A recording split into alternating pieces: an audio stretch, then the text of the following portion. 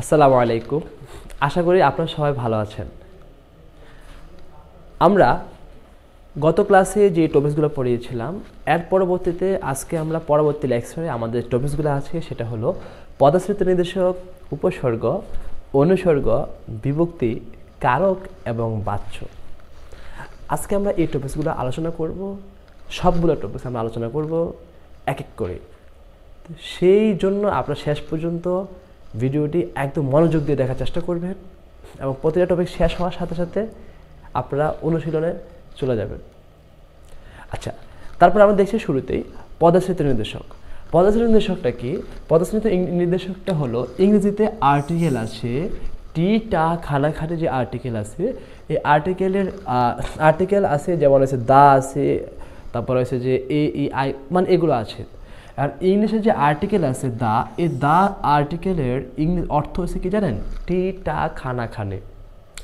এই আমরা এখন টা খানাখানের ব্যবহারটা পড়ব। তো তাটি হলো একটা পদাশ্রিত নির্দেশক। এই পদাশ্রিত নির্দেশক টা এবং টি এর ব্যবহার আমরা শিখব। নির্দিষ্ট নির্দিষ্ট সেটা নির্দিষ্ট মানে কি? এটা চারভাবে আসতে, তাটি এর ব্যবহারটা চারভাবে আসতে পারে। একটা নির্দিষ্ট, একটা অনির্দিষ্ট, একটা সুনির্দিষ্ট আর একটা নিরর্থক। নির্দিষ্টটা কি? এক ব্যতীত অন্য সংখ্যার সাথে যদি টাটি থাকে সেটা হয়ে যাবে নির্দিষ্ট। আমি যদি বলছি 2টা, 3টা, 4টা, 5টা, এক ব্যতীত অন্য সংখ্যা, আমি যদি 2টি কলম দাও, 3টি মার্কার দাও, 5টি কলম দাও, আমি এক ব্যতীত অন্য সংখ্যার সাথে যদি টাটি থাকে সেটা হয়ে যাবে নির্দিষ্ট।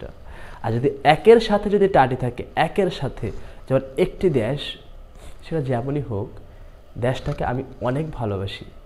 কোন দেশ আমি বলছি? আমি বলিনি, আমি বলছি একটি দেশ, সেটা যেমনই হোক। তার মানে যদি একের সাথে যদি টাটি থাকে সেটা হয়ে যাবে অনির্দিষ্ট। যদি একের সাথে টাটি থাকে সেটা হয়ে যাবে অনির্দিষ্ট। আর যদি এক ব্যতীত অন্য সংখ্যার সাথে টাটি থাকে সেটা হয়ে যাবে নির্দিষ্ট। আচ্ছা, তাহলে সুনির্দিষ্ট কি? সুনির্দিষ্টটা হলো নির্দেশক সর্বনামের সাথে যদি টাটি থাকে। নির্দেশক সর্বনামটা কি? এটা না ওটা খাবো, না ওটা না এটা দাও, এটা ওটা, এগুলো হচ্ছে নির্দেশক সর্বনাম। বুঝতে পেরেছেন? আবার বলছি, যদি নির্দেশক সর্বনামের সাথে যদি টাটি থাকে সেটা কি? এটা না আমাকে ওটা দাও, এটা না আমি ওটা চাই, এটা ওটা, এগুলো হচ্ছে নির্দেশক সুনির্দিষ্ট। এই যে কি এটা ওটা, এগুলো হচ্ছে সুনির্দিষ্ট। এগুলো কি বলেন তো? সুনির্দিষ্ট। আর যদি বলি একের সাথে টাটি, তাহলে কি হবে? একটি দেশ অথবা একটি কলম, একটি ভালোবাসা, যেমনই হোক সেটা আমারই। একটি বলেছি আমি, তাহলে এসেছে কি? অনির্দিষ্ট। সেটা কি বলেন তো? অনির্দিষ্ট। আচ্ছা, আর যদি এক ছাড়া যদি অন্য কোনো সংখ্যা থাকে, যেমন 5টি আছে আমার, 6টি, 7টা আছে, হ্যাঁ, তাহলে 7টা কি? এটা হচ্ছে সুনির্দিষ্ট, সরি সেটা হচ্ছে নির্দিষ্ট। এটা কি হয়ে যাবে? নির্দিষ্ট। আশা করি বুঝতে পারছেন তিনটা: নির্দিষ্ট, অনির্দিষ্ট, সুনির্দিষ্ট। ওকে, তাহলে আবার নিরর্থকটা কি? নিরর্থকটা কি? নিরর্থক মানে অর্থ ছাড়া, অর্থহীন, রাইট? এটা কি? অনেকে আবার বলেছে ঢং, যেটা নিরর্থক সেটা ঢঙ্গি। ঢঙ্গি মানে যেমন যদি বলি ন্যাকা মিটা রাখো তো, ন্যাকা মিটা, এই যে ন্যাকামিটা বন্ধ করো।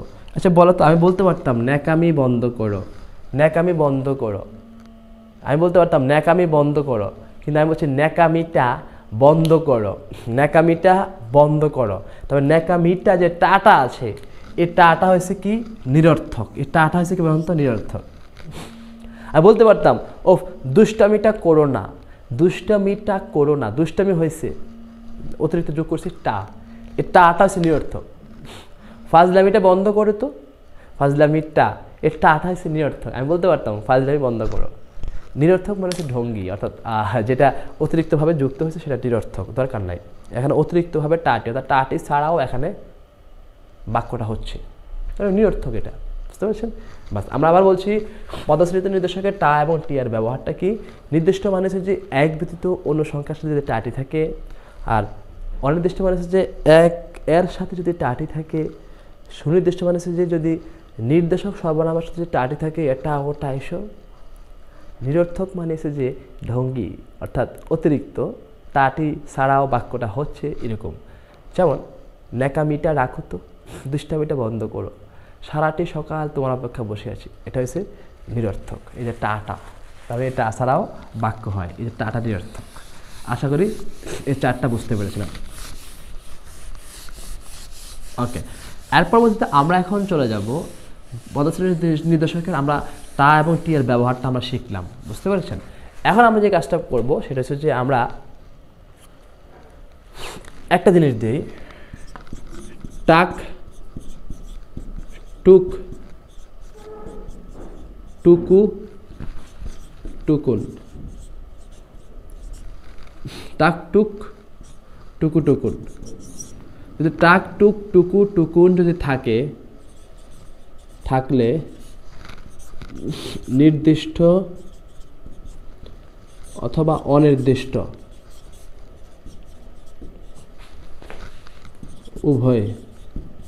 উভয়ই হয়।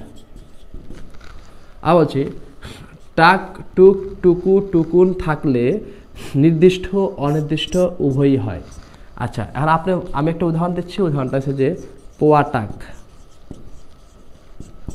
পোয়া টাক, হসন্ত হবে, পোয়া টাক দুধ দাও। আচ্ছা বলেন তো, পোয়া টাক, এখানে টাক আসছে, এখন বলেন পোয়া এটা কি কম না বেশি? পোয়া টাক দুধ দাও। আবার আরেকটা উদাহরণ দিচ্ছি, সবটুকু ওষুধ তুমি খেয়ে ফেলো। টুকু আছে, টুকু, সবটুকু ঔষধ খেয়ে নাও, সবটুকু ঔষধ খেয়ে নাও। আচ্ছা বলুন আপনারা, এখানে পোয়া টাক আছে, এখানে টুকু আছে, টুকু এবং টাক দুটোই আমরা পেয়েছি। এখন বলেন কোনটা নির্দিষ্ট হবে আর কোনটা অনির্দিষ্ট হবে, বলতে পারেন তো? আবার বলছি, পোয়া টাক দুধ দাও, এটা কি নির্দিষ্ট নাকি অনির্দিষ্ট? আমি বলছি এখানে টাক, টুক, টুকু, টুকু যদি থাকে সেটা নির্দিষ্ট অনির্দিষ্ট যে কোনো একটাই হবে। নির্দিষ্ট হয় আবার অনির্দিষ্ট হয়। কোন জায়গায় নির্দিষ্ট হবে, কোন জায়গায় অনির্দিষ্ট হবে, এটা আপনাকে আগে বুঝতে হবে। কিভাবে? এবার খেয়াল করেন, পোয়া টাক দুধ দাও। এখন পোয়া টাক আছে, তারপরে নির্দিষ্ট অনির্দিষ্ট দুটো হতে পারে। কোনটা হতে পারে? এটা কি নির্দিষ্ট হবে নাকি অনির্দিষ্ট হবে? এবার দেখি তো আমরা। পোয়া টাক, পোয়া একের চেয়ে কম, এক পোয়া মানে 4 ভাগের 1 ভাগ, একের চেয়ে কম। তাহলে 1 অথবা একের চেয়ে যদি কম হয়, মনে আছে এটা কি হবে? এটা কি হবে বলা আছে? একের সাথে যদি টাটি থাকে তাহলে সেটা কি হয়ে যাবে? অনির্দিষ্ট। তাহলে যদি পোয়া টাক দুধ দাও, একের সাথে টাটি আসছে, অর্থাৎ পোয়া টাক, এটা হবে কি? অনির্দিষ্ট। এটা কি হয়ে যাবে? অনির্দিষ্ট। আর যদি বলি সবটুকু ওষুধ তুমি খেয়ে পেলো, আচ্ছা বলেন তো 2, 3, 4, আমি যদি বলি সবটুকু ওষুধ তুমি খেয়ে পেলো, এখন এটা কি কম না বেশি? বেশি, 2 এর বেশি, 2, 3, 4 মানে যা আছে অনেক বেশি। তাহলে এটা হচ্ছে যদি বেশি হয় তাহলে সেটা হচ্ছে নির্দিষ্ট। ওকে, সবটুকু ওষুধ তুমি খেয়ে নির্দিষ্ট হবে। আশা করি আপনারা বুঝতে পেরেছেন। আবার বলছি, টাক, টুক, টুকু, টুকু যদি থাকলে সেটা নির্দিষ্ট অনির্দিষ্ট দুটাই হয়। আর নির্দিষ্ট হয় কখন? যখন সবসময় আপনারা জানেন যে একের চেয়ে যত বেশি হবে সেটা হচ্ছে নির্দিষ্ট, আর একের চেয়ে কম অথবা 1 থাকলে সেটা হচ্ছে অনির্দিষ্ট। বুঝতে পেরেছেন? আশা করি বুঝতে পেরেছেন। এবার আরেকটা আছে, এগুলো আমরা যা পড়ছি। এখন একটা আছে বিশেষ নিয়মে পদাশ্রেণী নির্দেশক। বিশেষ নিয়মে কি কি? যেমন কেতা, যেমন তা, যেমন পাটি। কেতা মানে হচ্ছে কি? দিস্তা। তা মানে হচ্ছে দিস্তা। কেতা মানে হচ্ছে বান্ডিল। যেমন 10 কেতা টাকা দাও, মানে 10 বান্ডিল টাকা দাও। তা মানে হচ্ছে দিস্তা। পাটি মানে কি জানেন? জোড়া। কয়না বলে 1 চটকনা দিয়ে 1 পাটি দাঁত খুলে ফেলবো। কি বলে বাড়া? পাটি মানে হচ্ছে জোড়া, 1 জোড়া দাঁত খুলে ফেলবো। বুঝতে পেরেছেন? পাটি মানে জোড়া। তখন কেতা, তা, পাটি, এই তিনটা হচ্ছে বিশেষ নিয়মে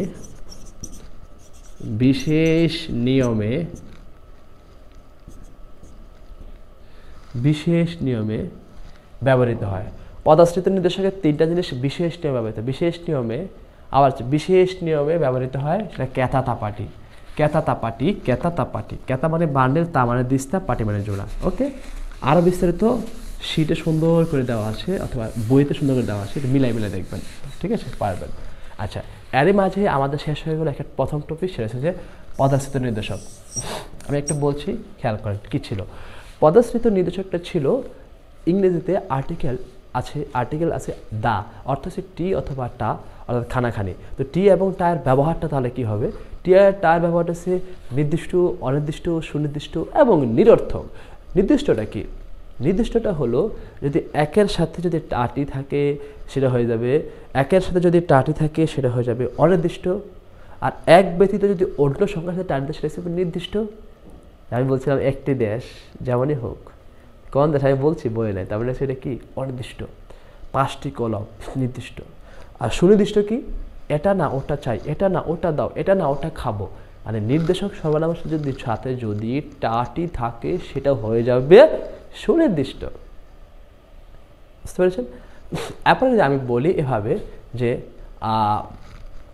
ন্যাকামিটা বন্ধ করো, ফাজলামিটা করো না, তবে ন্যাকামিটা, এই যে টাটি, মানে এটা কি হয়েছে? এটা ন্যাকামিটা বন্ধ করো, ফাজলামিটা করো না, সারাটি সকাল তোমার অপেক্ষা বসে আছি তবু তুমি এলে না, তার মানে সারাটি ন্যাকামিটা।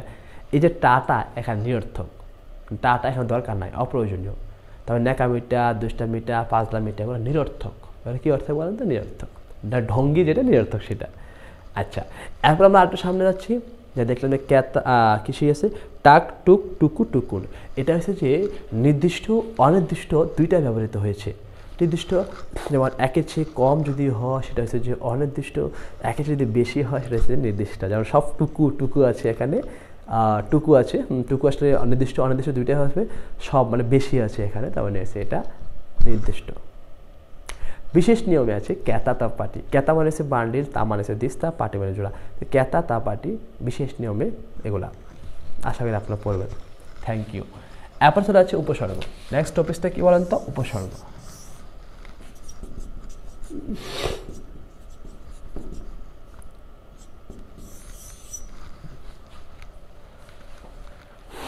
উপসর্গ। আচ্ছা, উপসর্গে তাহলে আবার কি হবে? উপসর্গটা আমরা কিভাবে পড়ব খেয়াল করবেন একটু। উপসর্গ, উপসর্গে যে উপসর্গ, স্বর্গ শব্দের অর্থ হচ্ছে কি জানেন? অধ্যায়। আর উপশব্দের অর্থ কি বলতো? উপশব্দের অর্থ হচ্ছে আগের বা পূর্বের, আগের বা পূর্বের। স্বর্গ শব্দ হচ্ছে কি? অধ্যায়। মানে আগের বা পূর্বের অধ্যায়। তাহলে উপসর্গ, উপশব্দের অর্থ হচ্ছে আগের বা পূর্বে, স্বর্গ শব্দ তো অধ্যায়। আসে বলেন তো এখানে স্বর্গ শব্দ অর্থ হচ্ছে অধ্যায়, এটা একটা অর্থবহুল শব্দ। অর্থবহুল শব্দ, এর পূর্বে সবসময় উপসর্গ আসবে। উপসর্গটা কি এখানে?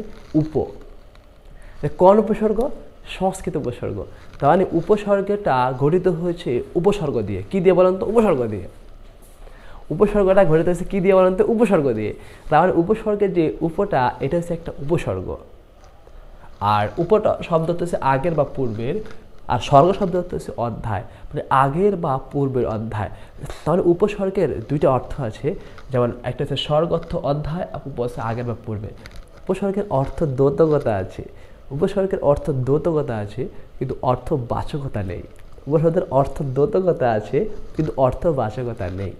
যদি লিখিত প্রশ্ন আসে তাহলে এই কোশ্চেন এইভাবে দিতে পারে, উপসর্গের অর্থদ্বৈতকতা আছে কিন্তু অর্থবাচকতা নেই, ব্যাখ্যা করো। ঠিক আছে? আচ্ছা, এরপরে খেয়াল করবেন উপসর্গ থেকে কীভাবে কোশ্চেন আসতে পারে আমি একটু বলছি। উপসর্গ থেকে কোশ্চেনগুলো এভাবে আসতে পারে। ফার্স্ট অফ অল, উপসর্গের উপটা কোন উপসর্গ। এবার আসতে পারে যে উপসর্গের ভিতরে কয়েকটি উপসর্গ আছে। তারপরে আসতে পারে যে আশু বিনি, এটা খাঁটি বাংলাতেও আছে, তৎসমতা আছে। তাই কোশ্চেন আসতে পারে আশু বিনি এটা নিচের কোনটি তৎসম অথবা খাঁটি বাংলা উপসর্গ নয়। এটা কোশ্চেন তোমাকে দিতে পারে। কেন দিতে পারে? কারণ এটা খাঁটি বাংলাতেও আছে আশু বিনি, তৎসমত আছে আশু বিনি, 4টে উপসর্গ। আর তোমাকে কনফিউজড হওয়ার জন্য তোমাকে কোশ্চেনটা দিবে, কারণ কোনটা তোমাকে বুঝতে হবে যে কোনটা খাঁটি বাংলা, কোনটা তৎসম। এইভাবে কোশ্চেনগুলো আসতে পারে।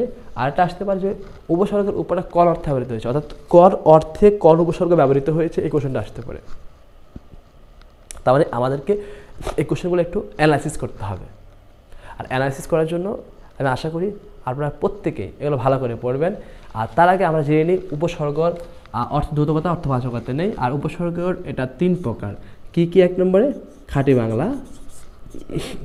আপনি জানেন খাঁটি বাংলা মানে হচ্ছে তদ্ভব। খাঁটি বাংলা যার নাম, তদ্ভব তার নাম। খাঁটি বাংলা যার নাম, তদ্ভব তার নাম। ওকে, খাঁটি বাংলা। আর হচ্ছে তৎসম। তৎসম যার নাম, সংস্কৃত তার নাম। তৎসম যার নাম সংস্কৃত তার নাম, আর হচ্ছে বিদেশি। এই 3 প্রকার উপসর্গ। খাঁটি বাংলা কটা? 21টা। তৎসম কটা? 20টা। বিদেশি কটা? 19টা। মানে মুনি চৌধুরী 9-10 মুনি চৌধুরী নবম দশম শ্রেণীর যে বইটা ওখানে 19টা আছে, সেভাবে বলছি। আচ্ছা, খাঁটি বাংলা 21টা কী কী, 20টা কি, 19টা। 19টা হচ্ছে ফার্সি 10টা, আরবি 4টা, ইংরেজি 4টা, হিন্দি 1টা, এইভাবে টোটাল মোট 19টা। এই 19টা হচ্ছে বিদেশি উপসর্গ। আচ্ছা আচ্ছা, খাঁটি বাংলা 21টা কি? খাঁটি বাংলা 21টা আপনাকে মুখস্থ করতে হবে। অ, অগা, অজ, অনা, আব, ইতি। চমৎকারভাবে এগুলো আপনারা পড়ছেন আমি জানি, এগুলো আপনাদেরকে পড়তে হবে। ঠিক আছে। আচ্ছা, যদি ওই অ, অজা, অগান, আব, ইতি, কতকুনি, পাতি, বিবর, রাম, স, শাশু এগুলো সুন্দর করে ওখানে যখন পড়বেন খাঁটি বাংলা 21টা অথবা তদ্ভব 21টা, এগুলো একটু মুখস্থ করতে হবে। এগুলো আমি আবার বলছি, এগুলো মুখস্থ করা ছাড়া আপনারা পড়াশোনা করে লাভ নেই। এগুলো আপনাকে 100% মুখস্থ করতে হবে। ঠিক আছে, ওকে।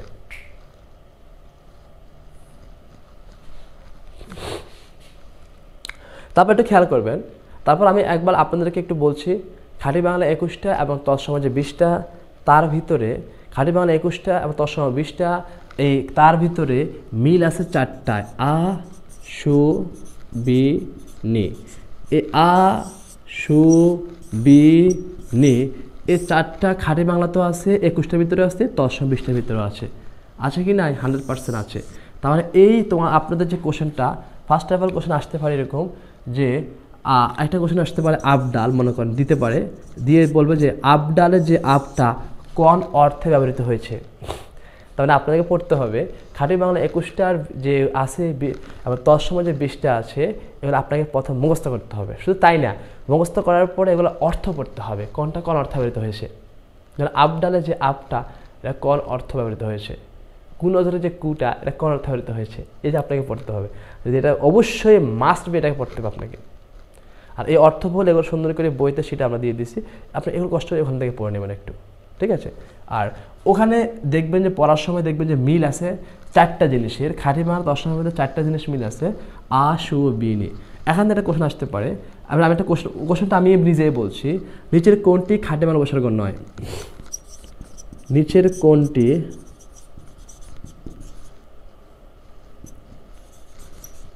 খাঁটি বাংলা উপসর্গ নয়?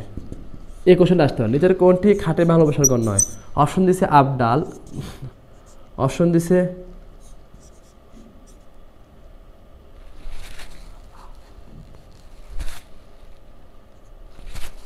আবডাল, অপশন দিছে বিকার, অপশন দিছে কুনজর, ঠিক আছে, অপশন দিছে সুনজর। যাই হোক, এখন এই জিনিসগুলো আছে, আপনারা বাইরে করবেন নিচের কোনটি খাঁটি বাংলা উপসর্গ নয়। তাহলে খাঁটি বাংলা উপসর্গ নয় কোনটা সেটা আমি আগে বলি। সুনজর কেটে দিলাম, এটা খাঁটি বাংলা উপসর্গ। নিচের কোনটি খাঁটি বাংলা উপসর্গ নয়, 3টা দিলাম আমি, আর কমাই দিচ্ছি, দেখে পারেন কিনা। আর আপনি চিন্তা করবেন ভাইয়া কোনটা খাঁটি বাংলা উপসর্গ নয়, কীভাবে পারবো? সবগুলো খাঁটি বাংলা উপসর্গ মনে হচ্ছে আমার কাছে। কি বললো? কুনজর, কু হচ্ছে খাঁটি বাংলা, আব হচ্ছে খাঁটি বাংলা। এখন কু আবও খাঁটি বাংলা, কুও খাঁটি বাংলা। এখন আপনি কনফিউজ হচ্ছে বিকার দিয়ে, কারণ বিকারটা, এই যে বিকারটা খাঁটি বাংলাতেও আছে, তৎসমতে আছে। আপনি নিশ্চিত যে কু খাঁটি বাংলা এসছে, আব খাঁটি বাংলা, আপনি মুখস্থ করছেন 21টার ভিতরে আছে এটা, কু এবং আব। বুঝতে পারছেন? আব, ইতি, কত, কু, নি, পাতি, বি, ভর, বাতি, বি, ব, রাম, স, সা, সু, হা। আব আছে কি নাই? আছে। কু আছে কি নাই? আছে। তাহলে আব এবং কু হচ্ছে খাঁটি বাংলা। আমার প্রশ্ন ছিল নিচের কোনটি খাঁটি বাংলা উপসর্গ নয়? অপশন ছিল আবডাল, অপশন ছিল বিকার, অপশন ছিল কুনজর। এই কোনটা আপনি পারেন কি? আমি জানি আপনারা কনফিউজড। আপনারা চিন্তা করেন যে ভাইয়া আব এবং কু যদি খাঁটি বাংলা হয়, তাহলে বাকি আছে বিকার, তাহলে তৎসম, তাহলে নিচের কোনটি খাঁটি বাংলা উপসর্গ নয়? তাহলে উত্তর হবে বিকার। মুখস্থ দিয়েছেন আপনি এটা মুখস্থ বিদ্যা দিয়েছেন, আপনি আন্দাজের উপর মেরে দিয়েছেন। কারণ বাকি যে দুইটা তো খাঁটি বাংলা, তো বাকি আছে যেটা, সেটা তো অবশ্য তৎসম হয়ে যাবে, স্বাভাবিক। বাকি তো একটা। আপনি এটা এভাবে পড়েছেন, কিন্তু এভাবে পড়া যাবে না। আপনাকে কী করতে হবে? অবশ্যই আপনাকে একটু মাথায় খাটাইতে হবে, মাথা খাটায় আপনাকে পড়তে হবে। ঠিক আছে, অবশ্যই আপনাকে একটু মাথা খাটায় পড়তে হবে। মাথা খাটায় কীভাবে পড়বেন আমি একটু আগে অবশ্যই আপনাদেরকে লিখে দিচ্ছি, একটু খেয়াল করেন। আচ্ছা, প্রথমে নি দিয়া খাঁটি বাংলা। আমরা আগে কি করব, আ সু বিনি যেগুলো আছে খাঁটি বাংলা এগুলো মুখস্থ করব, এগুলো ছাড়া বাকি যা থাকবে সব তৎসম। আচ্ছা, তাহলে খাঁটি বাংলা নি, খাঁটি বাংলা নি লিখেন তাহলে সবাই। নিদয় নামের নীলাজ লোকটি, নিদয় নামের নীলাজ লোকটি নিরেট প্লেটে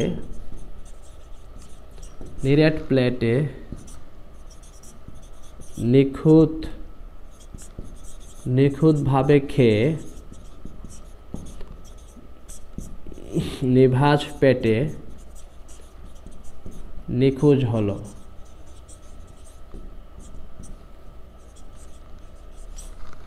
ওকে, নিদয় নামের নীলাজ লোকটি, কি লাজ বলেন তো, নীলাজ, কি লাজ, নীলাজ লোকটি নিরেট প্লেটে নিখুঁতভাবে খেয়ে নিভাজ পেটে নিখোঁজ হলো। এই যে পাঁচটা আছে, কি নিদয় নামের কি লোকটা বলেন তো, নীলাজ লোকটা খাইছে কোন প্লেটে, নিরেট প্লেটে। কীভাবে খাইছে, নিখুঁতভাবে। পেটের অবস্থা কি এখন, নিভাজ। এখন সে কোথায়, নিখোঁজ। এখানে যত নি আছে খাঁটি বাংলা, এই সবগুলো নিয়েছে খাঁটি বাংলা। এর বাইরে যত নি আসবে, নিবার, নিচর, নিকন যা আছে, নিচয়, টিচয়, মানে যা থাকবে সব তৎসম। এখানে যত নি আছে সব খাঁটি বাংলা নি, মানে শুধু নিদয় ছাড়া। নীলাজ, নিরেট, নিখুঁত, নিভাজ, নিখোঁজ, এই যে এগুলা, এই নিগুলো হয়েছে খাঁটি বাংলার নি। এর বাইরে যত নি আসবে সব হচ্ছে নি তৎসম উপসর্গর উদাহরণ। এখানে যে উপসর্গ আছে এগুলো খাঁটি বাংলা উপসর্গ। যত নি আসবে সব তৎসম। আশা করি বুঝতে পেরেছেন। তাহলে এখন আসু বি যদি নি আসে, তাহলে কোনটা খাঁটি বাংলা কোনটা তৎসম টেনশন করার কিছু নেই, কারণ খাঁটি বাংলাগুলো আপনি মুখস্থ করে ফেলতেছেন, তাহলে বাকি যা আছে সব তৎসম। আচ্ছা, তাহলে বাকি আছে কি সু দিয়ে আমরা পড়ি আবার, সু দিয়ে খাঁটি বাংলা খাঁটি বাংলা দিয়ে কি হবে, সুমনা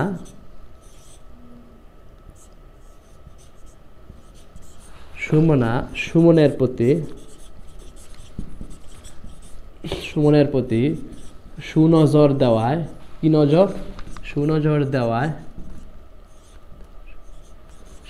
দেওয়ার সুখবর শুনে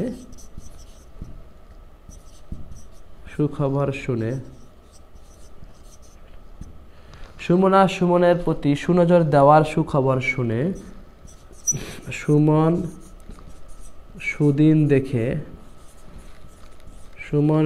দেখে সুকাজ সেরে সুনামের আশা করলো।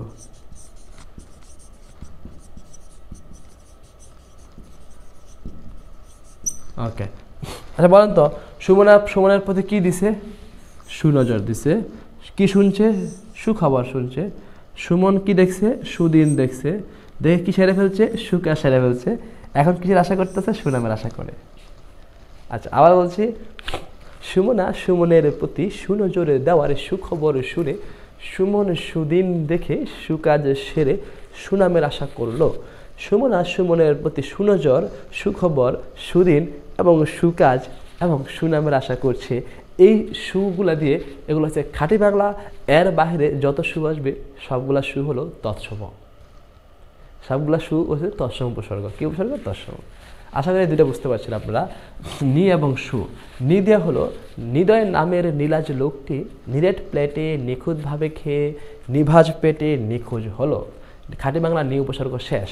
তার সু দিয়া, সুমনা সুমনের প্রতি সুনজরে দেওয়ার সুখবর শুনে সুমন সুদিন দেখে সুকাজ সেরে সুনামের আশা করলো। এগুলো সু দিয়া, খাঁটি বাংলা সু। ওকে, আসলে আপনারা সবাই এটা পড়বেন, পারবেন। এর বাইরে যত নি এবং সু আসবে সব হলো তৎসম উপসর্গ। কি উপসর্গ বলেন তো, তৎসম উপসর্গ। আচ্ছা, এবার আমাদের বাকি আছে কি, আমাদের কি শেষ হয়েছে, সু শেষ, টি শেষ, বাকি আছে আ এবং বি। তো আ আর বি, আ বি খাঁটি বাংলা। আমরা এখন আর বি খাঁটি বাংলা যেগুলো আছে উদাহরণ আমরা এগুলো পড়বো, ঠিক আছে? তাহলে কি পড়বো? একদিন বিকালে, তোর গল্পটা লিখে নি সবাই। একদিন বিকেলে বিভুই আকারা আছালা আসাকা আধোয়া চাল দিয়ে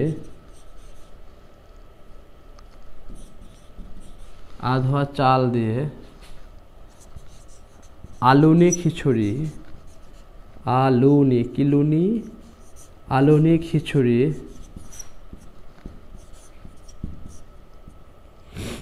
খিচুড়ি রান্নার বিফল চেষ্টা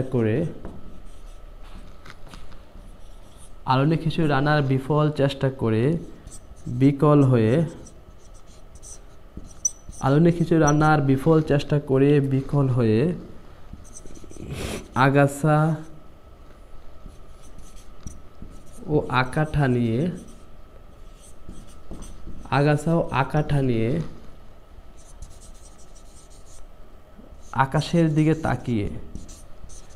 আকাশের দিকে তাকিয়ে বিনামা হয়ে বিপথে হাঁটা দিল।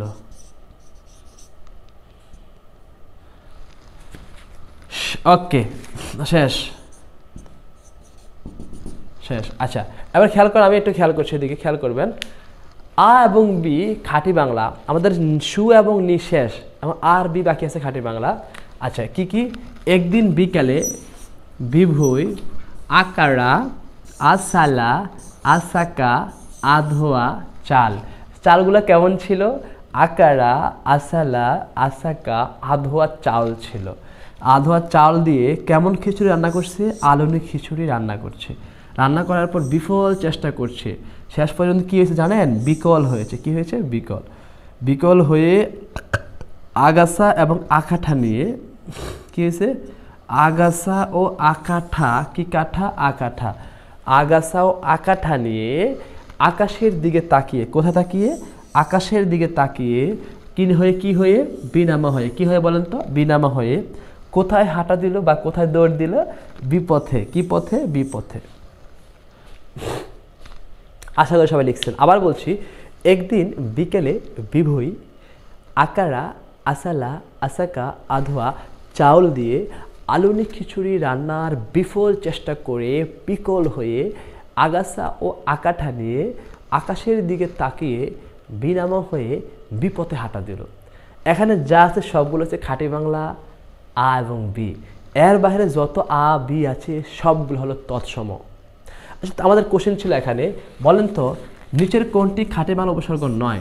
অপশন ছিল আবডাল, অপশন ছিল বিকার, অপশন ছিল কুনজন। আচ্ছা, খাঁটি বাংলা উপসর্গ নয়, অপশন আছে বিকার। আচ্ছা বলেন তো এখানে কোথাও কি বিকার আছে? একটু খেয়াল করেন তো, কোথাও কি বিকার আছে? খাঁটি বাংলা উপসর্গের ভিতরে কোথাও কি বিকার আছে? কোথাও কি বিকার আছে? বিভুই, বিকেলে, বিফল, বিকল, বিনামা, বিপথে, কোথাও কি বিকার ছিল? ছিল না। তার বিকারটা তাহলে কি? তৎসম। বিকারটা তাহলে কি? তৎসম। যেহেতু এখানে কোথাও বিকার নাই, তাহলে বিকার আছে তৎসম। বিকার তাহলে কি হবে? তৎসম। তার উত্তর তাহলে কি? তৎসম। তাহলে আমরা পারবো নিচের কোনটি খাঁটি বাংলা উপসর্গ নয়। যদি এরকম একটা কোশ্চেন আসে আশু বিনি থেকে, আমরা পারবো কি পারবো না? আশা করি ইনশাআল্লাহ পারবো। কারণ সুদি হলো সুমনা সুমনের প্রতি সুনজরে দেওয়ার সুখবর শুনে সুমন সুদিন দেখে সুকাজ সেরে সুনামের আশা করলো। নিদে হলো হৃদয় নামের নীলাজ লোকটি নিরেট প্লেটে নিখুঁতভাবে খেয়ে নিভাজ পেটে নিখোঁজ হলো। আর বি, একদিন বিকালে বিভুই আকারা আসালা আসাকা আধোয়া চাল দিয়ে আলুনি খিচুড়ি রান্নার বিফল চেষ্টা করে বিকল হয়ে আগাছা ও আকাঠা নিয়ে আকাশের দিকে তাকিয়ে বিনামা হয়ে বিপথে হাঁটা দিল। এর বাইরে যত আশু বেনি উদাহরণ থাকবে সবগুলো উদাহরণের উপসর্গ হলো তৎসম উপসর্গ। আশা করি পেয়েছেন। আমাদের এই কোশ্চেনটা শেষ।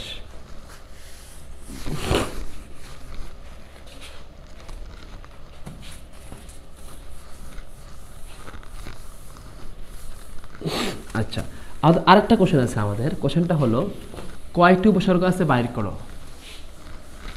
একটা শব্দ দিয়ে দিবি অথবা একটা লাইন দিয়ে দিতে পারে, দিয়ে বলবে যে কতটি উপসর্গ আছে বাইর করো। উপসর্গ বাইর করার জন্য আমাদের সিস্টেম তাহলে কি, আমরা সন্ধি পড়েছিলাম, মনে আছে আপনাদের? ফার্স্ট ক্লাস সন্ধি ছিল। সন্ধির ভিতরে ছিল এরকম যে জফলা থাকবে যেখানে, ঋষিকার হবে সেখানে, বফলা থাকবে যেখানে, রস্যকার হবে সেখানে, বর্গের পঞ্চম বর্ণ বিচ্ছেদে ম হবে, মনে আছে? বর্গের পঞ্চম বর্ণ বিচ্ছেদে ম হবে।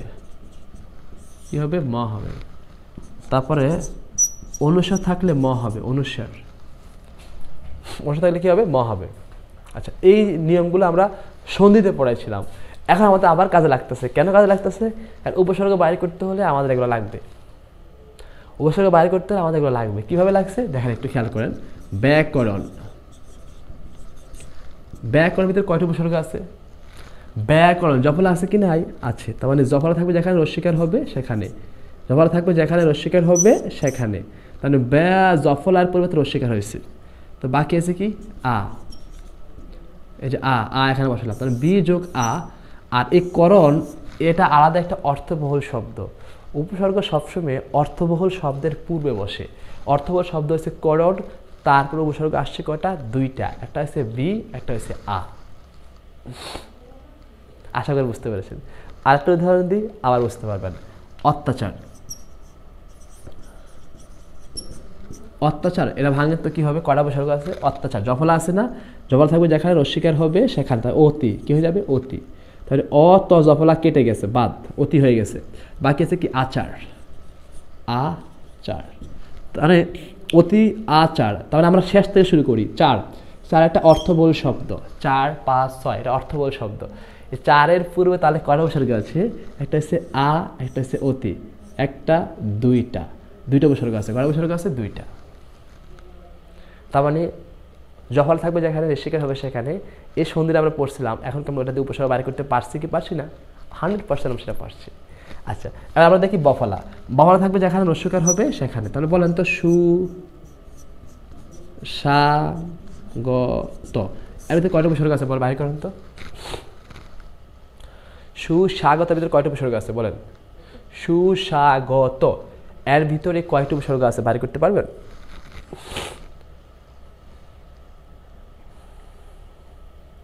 হ্যাঁ, আমি বলছি খেয়াল করেন। সু একটা উপসর্গ আছে, সু প্লাস প্লাস, এর স্বর্ণে সেটা বফলা আছে। বফলা থাকবে যেখানে, রস্যকার হবে সেখানে, তো বফলার নিচে রস্যকার হবে, তার মানে আরেকটা সু, তো দুইটা সু। কি হয়েছে? সু সু। আচ্ছা, তার মানে এই দুইটা সু কেটে ফেললাম, সু সু বাদ। তো বাকি আছে কি তাহলে? আবার আ, আগত। কি গত? আগত। বাকি আছে কি? আগত। মানে এই গতকাল, গতদিন, এটা আলাদা একটা অর্থ আসে। গতকাল, গত আলাদা অর্থ আসে। সু সু গ, খেয়াল করো, সুস্বাগত। সু একটা স্বর্ণে সেটা বফলা ছিল, আর একটা সু হয়েছে, এখানে একটা আ ছিল, আ হয়েছে, আর অর্থ আছে কি? গত। অর্থবহুল শব্দ হলো গতকাল, গতদিন, গত অর্থ শব্দ। তার পূর্বে উপসর্গ যতটা আসবে ততটা। কটা আসছে? আ একটা, সু একটা, সু একটা, তিনটা উপসর্গ। সু সু আ গত, তিনটা উপসর্গ। কটা উপসর্গ? তিনটা। ওকে, আশা করি আপনি সেটা পারবেন। এরপর আমরা চলে যাচ্ছি আমাদের বর্গের পঞ্চম বর্ণ বিচ্ছেদে ম হবে। কি হবে? ম। এই উপসর্গ আমি দেখাইছিলাম, এটা মনে আছে আপনাদের? সন্নিহিত, সন্ধিটা সন্ধি বিচ্ছেদ করছিলেন আপনাদের, দেখেন, মনে করে দেখেন। সন্নিহিত, এই সন্নিহিত, এটা সন্নিহিত, এটা বর্গের মাঝখানে কোথাও কি বর্গের পঞ্চম বর্ণ আছে কি? দেখেন তো আছে কিনা। সন্নিহিত কোথাও আছে?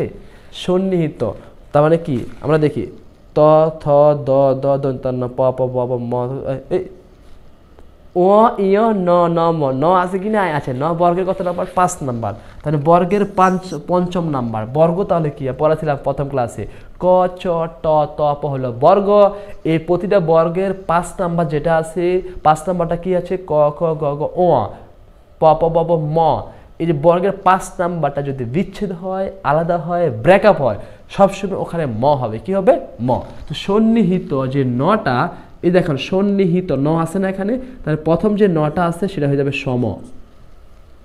তাহলে এই স চলে গেছে, এই ন চলে গেছে, কি হয়েছে? এটা সম হয়েছে। কি হয়েছে বলেন তো? সম।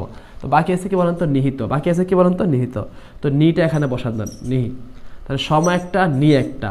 তো বাকি আছে কি? হিত। হিতকর। হিত আলাদা একটা অর্থ আসে। হিত অর্থ বলে শব্দের পূর্বে দুইটা উপসর্গ আমরা পাইছি, একটা সম, একটা নি। একটা সম, একটা নি। উপসর্গ কটা আছে সন্নিহিতের ভিতরে? দুইটা উপসর্গ আছে। কটা উপসর্গ আছে? দুইটা। তাহলে বর্গের 5 নাম্বার বিচ্ছেদ করার পর সবসময় ম হয়েছে। কি হয়েছে? ম। সন্নিহিত, সমযোগ, নিহিত। এবার দেখি অনুসার থাকবে যেখানে ম হবে সেখানে। এই উপসংহার এখানে কটা আছে বলেন তো? উপসংহার এখানে কটা আছে? আচ্ছা, আগে আমরা লাস্ট থেকে শুরু করি। দেখি শেষে হার, হারলাম, হেরে গেলাম, হারলাম, হার, হারে যাওয়া, আলাদা একটা অর্থ আসে। তার পূর্বে কটা উপসর্গ আছে দেখি আমরা। উপ, কি আছে? উপ একটা, উপ লিখলাম একটা। এবার অনুসার আছে এখানে, থাকলে কি হবে? ম হবে, সম। অনুসার থাকবে যেখানে ম হবে সেখানে ম হয়েছে। উপ একটা, সম একটা, দুইটা উপসর্গ। বাকি আছে কি শেষে হার, হেরে গেলাম, হারলাম। তবে অর্থবহুল শব্দের পূর্বে কয়টা উপসর্গ আছে বলেন তো? দুইটি, একটা উপ, একটা সম। একটা উপ, একটা সম। পাইছেন? আশা করি আপনারা পাইছেন। আবার বলছি, খেয়াল করেন উপসর্গ কীভাবে বাইর করবেন। উপসর্গ বাইর করতে হলে আপনাকে এভাবে এগুলো পড়তে হবে, সন্ধিটা আগে পড়তে হবে, তারপরে এভাবে বাইর করতে হবে। কীভাবে? জফলা থাকবে যেখানে ঋষিকার হবে সেখানে, বফলা থাকবে যেখানে রস্যকার হবে সেখানে, আর বর্গের পঞ্চম বর্ণ যদি বিচ্ছেদ করেন ওখানে সবসময় ম হবে, আর অনুসার থাকবে যেখানে ম হবে সেখানে। ওকে, আশা করি আপনারা সেটা পারবেন। আমরা দেখাইছিলাম এতক্ষণ ধরে কোনটা কি হবে না হবে। এবার আমরা আরেকটা উদাহরণ দিচ্ছি, দেখি আপনার উদাহরণটা পারেন কিনা একটু খেয়াল করবেন।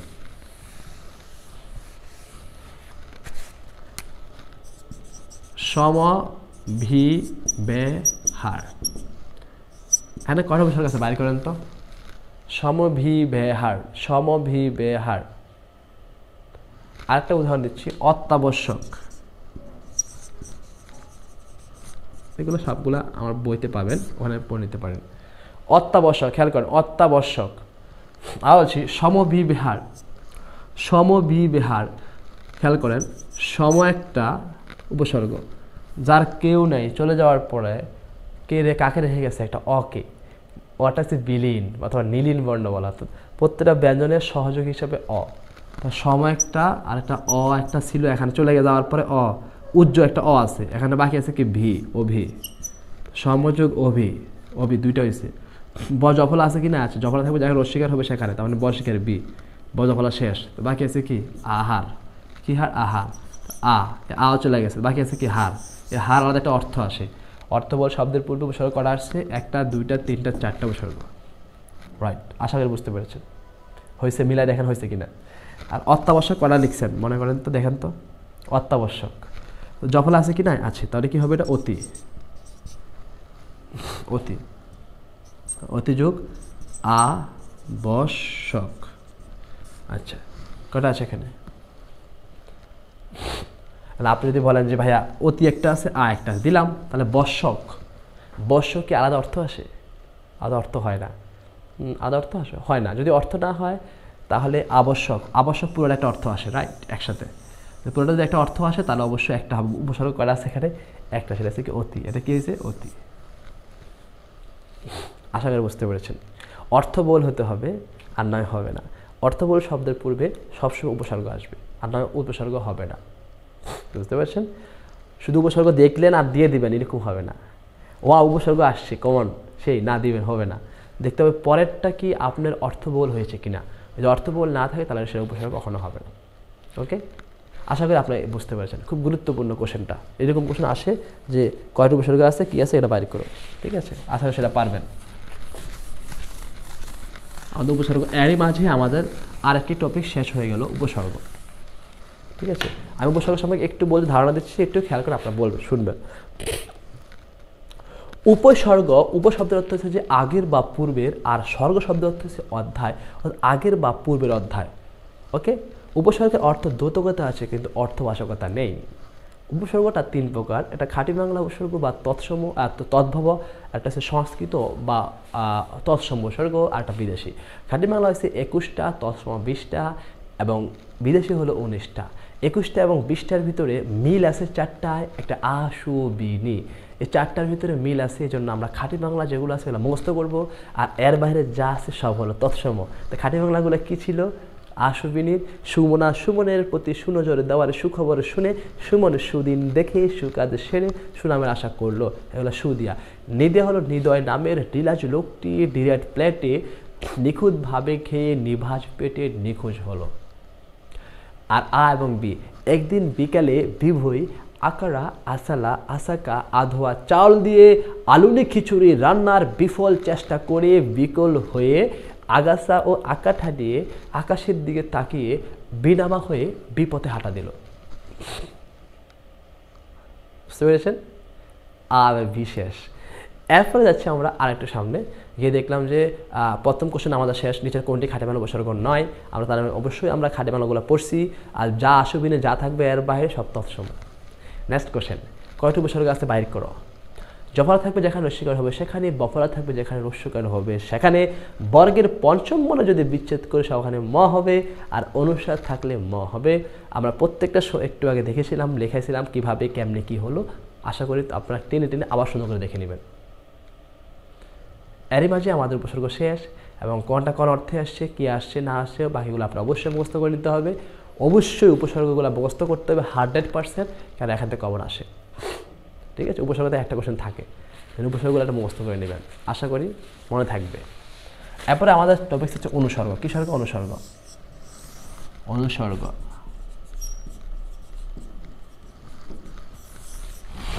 আচ্ছা, উপসর্গতে এতক্ষণ ধরে আমরা কি করছিলাম? উপসর্গটাকে আমরা এতক্ষণ ধরে বলছি যে উপসর্গ সবসময় পূর্বে আসবে, উপসর্গ সবসময় পূর্বে আসবে, অর্থবল শব্দের পূর্বে আসবে। আর অনুসর্গ আসবে কোথায়? পরে আসবে। কোথায় আসবে? পরে। অনুসর্গ কোথায় আসবে? পরে। অনুসর্গটা কি দ্বারা গঠিত? অনুসর্গ। অনু একটা উপসর্গ, অনু একটা কি বলতো? উপসর্গ। তাহলে অনুসর্গটা উপসর্গ দ্বারাই গঠিত। বুঝতে পেরেছেন? আর অনুসর্গটা পরে আসে। কিসের পরে আসে? প্রাতিপাদিক। প্রাতিপাদিকের পরে আসে। প্রাতিপাদিকের পরে। আরটা আছে কে এবং র বিভক্তির পরে। কে এবং র বিভক্তির পরে। আচ্ছা, দুটা জিনিস, প্রাতিপাদিকের পরে আসবে, কে এবং র বিভক্তির পরে আসবে। আবার বলছি, অনুসর্গ আসবে প্রাতিপাদিকের পরে এবং কে এবং র বিভক্তির পরে। প্রাতিপাদিক জিনিসটা কি? প্রাতিপাদিক জিনিসটা হলো কি জানেন? প্রাতিপাদিকটা হচ্ছে বিভক্তিহীন নাম শব্দ। বিভক্তিহীন নাম শব্দ। কি শব্দ? নাম শব্দ। আচ্ছা, বিভক্তিহীন নাম শব্দটা কি? যেমন আমি যদি বলি দুঃখ, আচ্ছা বলেন তো দুঃখের ভিতরে কোনো বিভক্তি আছে? নাই, এটা নাম শব্দ, 2 অক্ষরের। দুঃখ, কষ্ট, বই, ঘর, তারপর হচ্ছে যে মানে বই, ঘর, দুঃখ, কষ্ট, কলম, মানে যেগুলো বিভক্তি নাই, বিভক্তির নাম শব্দকে বলা হয় প্রাতিপাদিক। এমন দুঃখ বিনা সুখ লাভ হয়। দুঃখ বিনা সুখ লাভ। আচ্ছা বলেন তো, দুঃখ হচ্ছে প্রাতিপাদিক, এটা বিভক্তির নাম শব্দ, তারপরে আসছে কি? বিনা। এই বিনাটা হচ্ছে কি? অনুসর্গ। বিনাটা কি বলেন তো? অনুসর্গ। অনুসর্গ। বিনা মানে কি জানেন? ব্যতি রেখে। দুঃখ ব্যতীত, দুঃখ ছাড়া কখনো সুখ লাভ হয় না, সুখ আসে না। বুঝতে পেরেছেন? আপনারা কষ্ট করতেছেন, আপনারা যারা প্রচুর কষ্ট করতেছেন, আরও কষ্ট করতে হবে, আরও কষ্ট করতে হবে, দেখবেন ভালো কিছু অপেক্ষা করছে। আর মানুষ আশার মাঝে বেঁচে থাকে। বুঝতে পেরেছেন? আশা করেন ইনশাল্লাহ ভালো কিছু পাবেন। আর আবার বলছি, দুঃখ বিনা সুখ লাভ হয় কি মহিতে। দুঃখ বিনা, এই দুঃখের পরে এখানে সুখ, দুঃখের পরে এখানে বিনা আসছে, তো বিনাটা হচ্ছে অনুসর্গ। বিনাটা কি বলেন তো? অনুসর্গ। দুঃখ বিনা, দুঃখের পরে এখানে বিনা আসছে, বিনাটা হচ্ছে অনুসর্গ। তার মানে আমরা বলছি প্রাতিপাদিকের পরে সবসময় অনুসর্গ আসে, অনুসর্গের এখানে বিনা। আচ্ছা, বুঝতে পেরেছেন? এবার কে এবং র বিভক্তির পরে অনুসর্গ আসে। কিসের পরে বলেন তো? কে এবং র বিভক্তির পরে। কে এবং র বিভক্তির পরে। আচ্ছা, তোমাকে দ্বারা হবে না, তোমাকে দ্বারা হবে না। তোমাকে, কে আছে কি না? হ্যাঁ আছে। কেটা আছে বিভক্তি। কেটা কি বলেন তো? বিভক্তি। তো কে বিভক্তির পরে এখানে দ্বারা আসছে। কি আসছে? দ্বারা। দ্বারা অনুসর্গ। তাহলে তোমাকে, কে আসছে কি আসে না আসে। ঠিক আমি একটু উদাহরণ দিচ্ছি, তোমার দ্বারা হবে না, তোমার, তোমার দ্বারা, কিসের দ্বারা, তোমার দ্বারা, র আছে কি নাই আছে। তাহলে কে এবং র বিভক্তির পরে অনুসর্গ আসছে। অনুসর্গ কি, অনুসর্গ কি আগে আসছে না পরে আসে, অবশ্যই পরে আসে। আর উপসর্গ কি আসে, আগে আসবে। উপসর্গ সবসময় আগে আসবে, মানে পূর্বে আসবে, আর অনুসর্গ সবসময় পরে আসবে। কার কার পরে আসবে, যেমন প্রাতিপদিকের পরে কে এবং র বিভক্তির পরে অনুসর্গগুলো আসবে। অনুসর্গগুলো কি আসছে, দ্বারা, দিয়া, কর্তৃক, বিনা, সহিত, সঙ্গে, এগুলো হচ্ছে অনুসর্গ। আশা করি বুঝতে পারছেন আগে প্রাথমিকভাবে। এবার আমরা চলে যাচ্ছি অনুসর্গের ব্যবহার। কোশ্চেন আসতে পারে অনুসর্গ কীভাবে ব্যবহার হচ্ছে, কিভাবে। অনুসর্গগুলো কি একটু খেয়াল করবেন, যেমন সহ, সহিত, সনে, সঙ্গে, এই 4টা অনুসর্গ, এগুলো কি অনুসর্গ। এই অনুসর্গগুলোর ব্যবহারটা কি, এই অনুসর্গগুলোর ব্যবহারটা তাহলে কি, ব্যবহারটা কি, কীভাবে কোশ্চেন আসতে পারে। সহ, সহিত, সনের সঙ্গে, এগুলো অনুসর্গ। এরকম অনেক অনুসর্গ আছে। এই অনুসর্গগুলোর অর্থ কি তাহলে আমরা দেখি। সহ, সহিত, সহর সঙ্গে, অনুসর্গ সহগামিতা,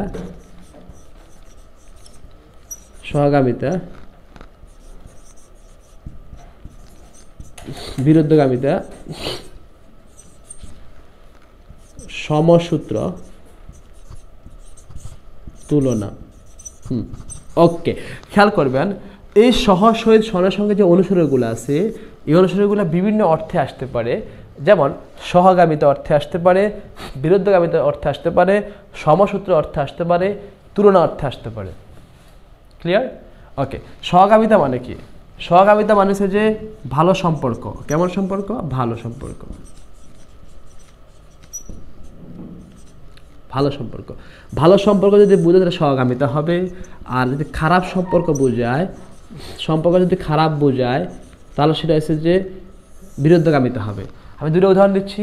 ফার্স্ট উদাহরণটা হলো সহগামিতা, উদাহরণটা হয়েছে ভালো সম্পর্কের। কীভাবে, তাহার সনে বন্ধুত্ব, তাহার র আছে কি না আছে, তার বিভক্তির পরে সনে আসছে, কি আসছে, সনে, সনেটা হচ্ছে অনুসর্গ। তাহার সনে বন্ধুত্ব, তাহার সঙ্গে বন্ধুত্ব, তাহার সহিত বন্ধুত্ব। সম্পর্কটা কি ভালো না খারাপ, 100% ভালো।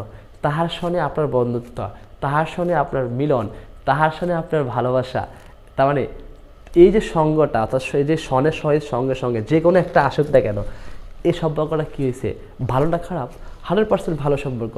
তাহলে অর্থ কি আসবে, এটা সহগামিতা অর্থে আসবে। কি অর্থে আসবে বলেন তো, সহগামিতা অর্থে। সহগামিতা আমাদের শেষ। এবার যদি আমি বলি তাহার সনে আড়ি, তাহার সঙ্গে আড়ি, তাহার সহিত আড়ি, মানে তার সাথে আমার কোনো সম্পর্ক নাই, ঝগড়া, তাহার সনে ঝগড়া, তাহার সঙ্গে ঝগড়া আছে আমার।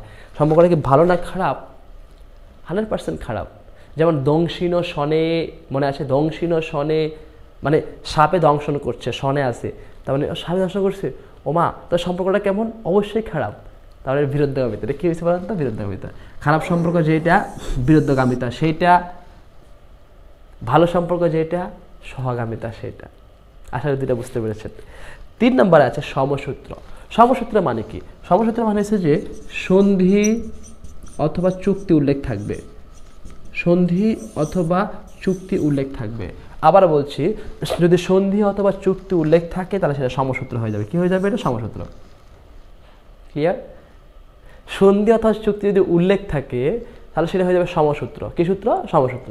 আচ্ছা, সন্ধি চুক্তি উল্লেখটা কি আছে দেখি তো আমরা একটু উদাহরণ দিই, তাহলে বুঝতে পারবো। উদাহরণটা কি, আমি তাহার সহিত তাহার সনে আমি চুক্তি করিলাম। চুক্তি উল্লেখ আছে কি নাই, আছে। তাহার সঙ্গে আমি চুক্তি করিলাম, চুক্তি উল্লেখ আছে কি নাই, আছে। তাহার সহিত আমি চুক্তি করিলাম, তাহার সনে আমি চুক্তি করিলাম, তাহার সনে আমি সন্ধি করিলাম। এবার সন্ধি চুক্তি উল্লেখ আছে কি নাই, আছে। যদি সন্ধি চুক্তি উল্লেখ থাকে, যদি সন্ধি চুক্তি উল্লেখ থাকে তাহলে সেটা হয়ে যাবে কি বলেন তো, সেটা হয়ে যাবে কি বলেন তো, সমসূত্রে। কি সূত্রে বলেন তো, সমসূত্রে। তাহলে সন্ধি চুক্তি উল্লেখ থাকবে যেটা, সমসূত্র হবে সেটা। আসলে আপনারা সেটা বুঝতে পেরেছেন। এবার তুলনা আছে, কি আছে, তুলনা। তুলনা যেটা সাদৃশ্য সেটা, তুলনা যেটা সাদৃশ্য সেটা, তুলনা যেটা হবে সাদৃশ্য সেটা। উদাহরণটা কি দিয়েছে, সিম্পল, 3টা ছাড়া বাকি যেটা থাকবে সেটার তুলনা। তাহার সাথে, তাহার সনে আমার কিসের তুলনা, তাহার সনে কিসের সাদৃশ্য, তাহার সঙ্গে আমার কিসের তুলনা, বাস এরকম। আবার বলছি সহ সহিত সনের সঙ্গে, এটা বিভিন্ন অর্থে আসতে পারে। অর্থগুলো হচ্ছে যে সহগামিতা মানে ভালো সম্পর্ক, বিরুদ্ধগামিতা হচ্ছে খারাপ সম্পর্ক বোঝাবে। আর সমসূত্র যদি একটা বাক্যের ভিতরে সন্ধি অথবা চুক্তি উল্লেখ থাকবে। আর সমসূত্র মানে তুলনা মানে হলো সাদৃশ্য। আশা করি বুঝতে পেরেছেন। সহ সহিত সনের সঙ্গে এই অনুসর্গ এর অর্থ ব্যবহার বুঝতে পেরেছেন।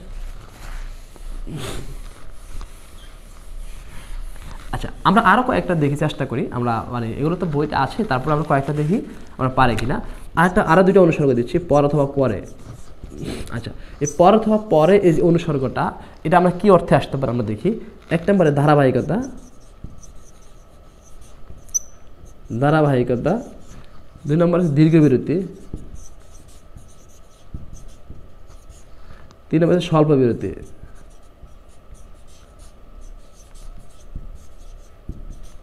স্বল্প বিরতি। ধারাবাহিকতা মানে কি জানেন? ধারাবাহিকতা মানে সিরিয়াল ঠিক থাকবে। ধারাবাহিকতা মানে সিরিয়াল ঠিক থাকবে, মানে ক্রমান্বয়, যেটা যে ক্রমান্বয় ঠিক থাকবে। সিরিয়াল মানে হচ্ছে যে ক্রমান্বয়, সিরিয়াল মানে হচ্ছে যে আপনারা যে সিরিয়াল দেখেন সেটা না, সিরিয়াল মানে হচ্ছে ক্রমান্বয়, যেটা সেটা সিরিয়াল ঠিক থাকবে। ওকে, তাহলে কীভাবে দেখেন তো, শনির পরে রবি, শনির পরে রবি, শনির পরে কি আসছে? রবি। আচ্ছা দেখেন তো, শনির পরে রবি, শনির এখানে র আছে কি নাই? আছে। শনির এখানে র আছে, তার মানে পরে আসছে। র এর পরে কি আসছে? পরে আসছে। এই যে পরে আসছে, শনির পরে রবি, এ পরে আসছে। আচ্ছা, শনির পরে রবি, এটা শনির পরে রবি, এটা কি সিরিয়াল ঠিক আছে কি নাই? আছে। শনির পরে রবি, এটা সিরিয়াল ঠিক আছে কি নাই? সিরিয়াল ঠিক আছে। যদি সিরিয়াল ঠিক থাকে, ধারাবাহিকতা একটা পরে যদি সিরিয়াল ঠিক থাকে, শনির পরে রবি পরে আসে, শনির এখানে র আছে, র বিভক্তির পরে পরে আসছে, পরে হচ্ছে অনুসর্গ। আচ্ছা, এই অনুসর্গটা কি অর্থে ব্যবহৃত হয়? ধারাবাহিকতা। কেন ধারাবাহিকতা? কারণ এটা সিরিয়াল ঠিক আছে। এটা কি আছে? ঠিক আছে বলেন তো, সিরিয়াল ঠিক আছে। আমি আরেকটা উদাহরণ দিচ্ছি, এটা খেয়াল করেন। যেমন জানুয়ারির পরে ফেব্রুয়ারি, জানুয়ারির পরে ফেব্রুয়ারি পরে আছে কি নাই? আছে। এবং জানুয়ারির পরে ফেব্রুয়ারি, এটা কি সিরিয়াল ঠিক আছে কি নাই? আছে। বৈশাখের পরে জ্যৈষ্ঠ, সিরিয়াল ঠিক আছে কি নাই? আছে।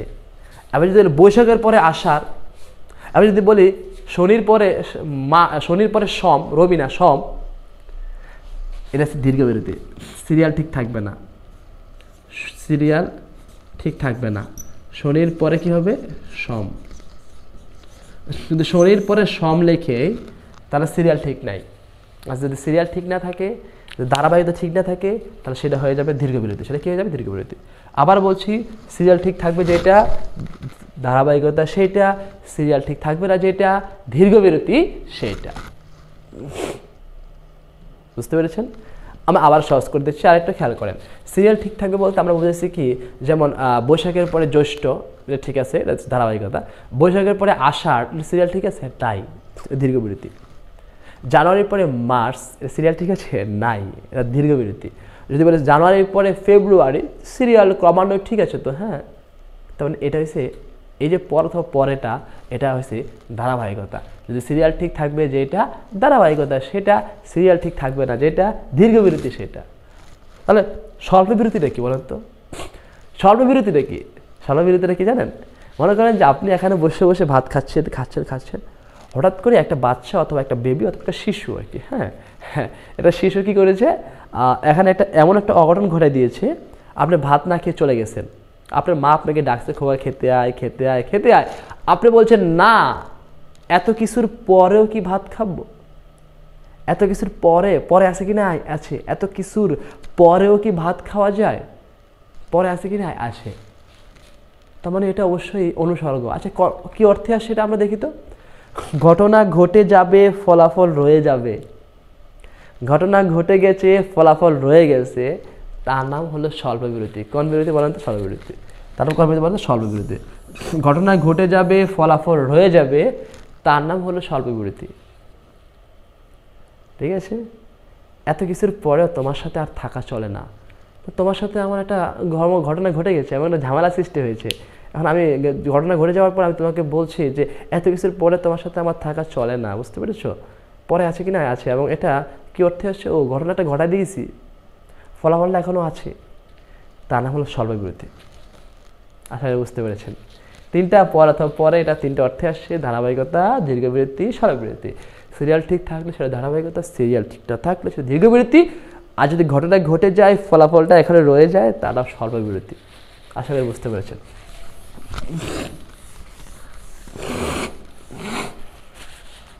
আরেকটা হচ্ছে মাঝে। এই যে মাঝে একটা অনুসর্গ, এই মাঝেরা বিভিন্ন অর্থে আসতে পারে। যেমন এক নম্বর আসতে পারে ঐকদেশিক অর্থে, ঐকদেশিক অথবা একদেশিক অর্থে আসতে পারে। সেটা কিভাবে? যেমন ঐকদেশিক মানে হচ্ছে কোন অঞ্চল বা দেশ বোঝাবে, অঞ্চল বা দেশ বোঝায়, কোন অঞ্চল বা দেশ বোঝাবে, ঠিক আছে। যেমন একটা উদাহরণটা কি হবে? এই গ্রামের মাঝে একদিন গোলা ভরা ধান ছিল, এই দেশের মাঝে একদিন পাকিস্তানিরা ছিল, এই দেশের মাঝে, এই গ্রামের মাঝে একদিন গোলা ভরা ধান ছিল। কোন অঞ্চল বুঝাইছে কি বোঝায় নাই? বুঝাইছে। এখানে মাঝে আসছে কি আসে নাই? আসছে। এই গ্রামের, এই গ্রামের, গ্রামের র আছে, এই গ্রামের মাঝে, মাঝে আসছে। এই মাঝেটা কি অর্থে আসছে? ঐকদেশিক অর্থে আসছে। যদি কোনো অঞ্চল বা দেশ বোঝায় মাঝে আসে, তখন সেটা ঐকদেশিক অর্থে আসবে। কোন অর্থে আসে? ঐকদেশিক। ওকে, আরেকটা আগে আছে মাঝেটা, আরেকটা অর্থে আসে ক্ষণকাল। আচ্ছা, ক্ষণকাল মানে কি জানেন? ক্ষণকাল মানে হচ্ছে যে মুহূর্তে কোনো কিছু ঘটে যাওয়া। ক্ষণকাল মানে হচ্ছে যে ক্ষণিকের মাঝে, অর্থাৎ মুহূর্তের মাঝে হঠাৎ যদি কোনো কিছু ঘটে যায়, মুহূর্তের মাঝে, সেটা হচ্ছে ক্ষণকাল অর্থে। কি অর্থে আসে? সেটা কি? ক্ষণকাল। ঠিক আছে। আচ্ছা, দেখি তোর কিভাবে আসছে। যেমন ক্ষণিকের মাঝে সন্ধ্যা নামে, ক্ষণিকের মাঝে, এই যে মাঝেটা, মাঝে। আচ্ছা, ক্ষণিকের মাঝে, ক্ষণিকের এই যে র আসছে, এরপরে মাঝে আসছে। আচ্ছা, ক্ষণিকের মাঝে সন্ধ্যা নামে, মাঝেটা কি আসছে? ক্ষণকাল। সন্ধ্যা নামছে হঠাৎ করে, ক্ষণিকের মাঝে হঠাৎ করে দেখছি ক্ষণিকের মাঝে বৃষ্টি হচ্ছে, হঠাৎ মানে এমন যেন হয় যে হঠাৎ করে, ক্ষণকাল মানে মুহূর্তের মাঝে যদি কোনো কিছু ঘটে যায়, যদি ওখানে মাঝেটা ব্যবহার হয়, এটা ক্ষণকাল অর্থে আসবে। কি অর্থে আসবে? ক্ষণকাল অর্থে। ঠিক আছে। আর এই মাঝেটা আরেকটা অর্থ আসছে মাঝারে। কি অর্থে আসছে বলেন তো? মাঝারে। আচ্ছা, মাঝারে মানে কি জানেন? মাঝারে মানে হচ্ছে ব্যক্তি, মাঝারে মানে হচ্ছে ব্যক্তি। যেমন ঈশ্বর আছেন বিশ্ব মাঝারে। আচ্ছা, ঈশ্বর কি কোনো এক জায়গায় আছেন নাকি সকল জায়গায় জুড়ে আছেন? সকল জায়গায় জুড়িয়া, এই জন্য বলা হয়েছে ঈশ্বর আছেন বিশ্ব মাঝারে, মানে ঈশ্বর সকল স্থান জুড়িয়ে আছে, ঈশ্বর সকল স্থানে জড়িয়ে আছে, ঈশ্বর সকল জায়গায় বিরাজমান, সকল জায়গায় আছে। এই জন্য ওখানে লেখা থাকে ঈশ্বর আছেন বিশ্ব মাঝারে। তো মাঝারেটা এখানে ব্যক্তি অর্থে আসছে, মানে সকল স্থান জুড়িয়ে অর্থে আসছে। আশা করি আপনি বুঝতে পেরেছেন। তাহলে মাঝারেটা কি অর্থে আসে? ব্যক্তি অর্থে। ওকে ওকে। আর এছাড়া বাকি সকল জায়গায় মাঝেটা মধ্যে অর্থে আসবে। যেমন তোমার মাঝে আমার বসবাস, তোমার মধ্যে আমার বসবাস, মাঝেটা মধ্যে অর্থে আসছে। ঠিক আছে। এভাবে করে আমরা অনুসর্গগুলো একটা করে অর্থবহলভাবে পড়ে নিতে হবে আমাদের অনুসর্গটা। যেমন আমি বলতে কি হেতু এসেছো তুমি, মানে হেতু মানে কি জানেন? জন্য। হেতু মানে হচ্ছে কি? জন্য। মানে কি জন্য এসেছো তুমি? হেতু মানে জন্য, হেতু মানে হচ্ছে জন্য, জন্য মানে হচ্ছে নিমিত্ত। এটা অনুসর্গ এগুলো। হ্যাঁ, হেতু মানে জন্য, জন্য মানে হচ্ছে নিমিত্ত, একই অর্থ দুইটা। ঠিক আছে। কিসের জন্য এত কিছু করো, মানে কিসের নিমিত্তে তুমি, কিসের নিমিত্তে? হজের নিমিত্তে যাত্রা, হজ যাত্রা বলে না আমরা, মানে হজের জন্য, নিমিত্ত যেটা, জন্য সেটা, জন্য যেটা, হেতু সেটা, একই অর্থে আসবে এগুলা। হেতু, জন্য, নিমিত্ত একই অর্থে আসবে। হ্যাঁ, এই তিনটা সবগুলো হচ্ছে অনুসর্গ। কি বলেন তো? অনুসর্গ। এই অনুসর্গগুলো বিভিন্ন অর্থে আসে। এই অর্থগুলো আমাদেরকে মুখস্থ রাখতে হবে। ঠিক আছে। আর এগুলো যখন প্র্যাকটিস করবেন, যখন একবার পুরোটা দেখবেন, আমি যা পড়াইছি দেখবেন যে মোটামুটি অনেকটা পুরো মিল, বইয়ের সব কিছুর সাথে মিল, একদম শর্টকাট যেভাবে পড়াইছি আর কি। হ্যাঁ, এটা দেখলে আশা করি ইনশাআল্লাহ পেরে যাবেন। ঠিক আছে। তাহলে এরই মাঝে আমাদের আর একটি টপিক শেষ হয়ে গেল, নাম হচ্ছে অনুসর্গ। আশা করি আপনারা সেটা বুঝতে পেরেছেন সবাই। অনুসর্গটা, অনুসর্গ আমি একবার বলছি, একটু খেয়াল করেন। উপসর্গ আসছিল আমাদের পূর্বে, আর অনুসর্গ আসছিল আমাদের পরে। কিসের কিসের পরে আসবে? অনুসর্গ আসবে প্রাতিপদিকের পরে। প্রাতিপদিক জিনিসটা কি? বিভক্তির নাম শব্দ, কে এবং র বিভক্তির পরে আসছে। হ্যাঁ, অনুসর্গগুলো কী কী হতে পারে? হতে পারে দ্বারা, দিয়ে, কর্তৃক, হতে থেকেছে, সহ, সহিত, স্বর্ণের সঙ্গে, অনেক হয়। আচ্ছা, এগুলো কীভাবে কোশ্চেন আসতে পারে? কোনটা কোন অর্থে আসবে? যেমন সহ, সহিত, স্বর্ণের সঙ্গে, এই চারটা অনুসর্গ, এটা চারটা অথবা বিভিন্ন অর্থে আসতে পারে। যেমন সহগামিতা, বিরুদ্ধগামিতা, সমসূত্রে, তুলনা। সহগামিতা মানে হচ্ছে ভালো সম্পর্ক বোঝাবে, বিরুদ্ধগামিতা হচ্ছে খারাপ সম্পর্ক বোঝাবে, তুলনা মানে সাদৃশ্য, আর সমসূত্র মানে হচ্ছে যে সন্ধি অথবা চুক্তি উল্লেখ থাকবে। পর অথবা পরে, ধারাবাহিকতা, দীর্ঘবিরতি, স্বল্পবিরতি। ধারাবাহিকতা মানে সিরিয়াল ঠিক থাকবে, দীর্ঘবিরতি মানে সিরিয়াল ঠিক থাকবে না, স্বল্পবিরতি মানে হচ্ছে যে ঘটনা ঘটে যাবে, ফলাফলটা রয়ে যাবে, তার নাম হলো স্বল্পবিরতি। বুঝতে পারছেন? আচ্ছা, এরপর আমরা আরও সামনে যাব। সামনে গিয়ে আমরা কী করবো? সামনে যাই দেখবো মাঝে অনুসরণ করে বিভিন্ন অর্থে আসে। যেমন মাঝেটা আসছে যে ঐকৈদেশিক অর্থে আসছে। ঐকৈদেশিক মানে কোনো অঞ্চল বা দেশ বোঝাবে। তার ক্ষণকাল মানে মুহূর্তে কোনো কিছু ঘটে যায়। মাঝেটা মাঝারি অর্থে, ব্যক্তি অর্থে আসছে। এছাড়া মাঝেটা সকল জায়গায় মধ্যে অর্থে আসবে, অন্য জায়গাগুলো। আশা করি এগুলোই হচ্ছে অনুসর্গ। এগুলোকে আমরা একটু প্র্যাকটিস করতে হবে। যেমন হেতু মানে জন্য, জন্য মানে নিমিত্ত, ঠিক আছে? এরকম আর কি আমরা একটু প্র্যাকটিস করলে, অনুসরণ করলে আমরা এখন আর একটু ভালো করে পারবো, ঠিক আছে? আশা করি এর মাঝে আমাদের আরেকটা টপিক শেষ হয়ে গেল, অনুসর্গ, উপসর্গ, পদার্থ নির্দেশক। এরপরে আমাদের আছে বিভক্তি, কারক এবং বাচ্য, ঠিক আছে? আমরা বিভক্তি, কারক এবং বাচ্য আমরা একটু দেখব।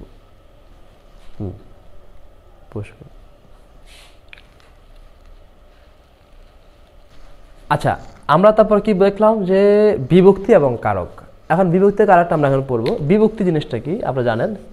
এই বিভক্তিটা কি? বিভক্তি আপনারা প্রত্যেকেই পড়ছেন, 9, 10 অথবা বিভিন্ন জায়গায় পড়ছেন। বিভক্তি হচ্ছে 7টি। দ্বিতীয়া, কেরে, তৃতীয়া, দ্বারা, দিয়া, কর্তৃক,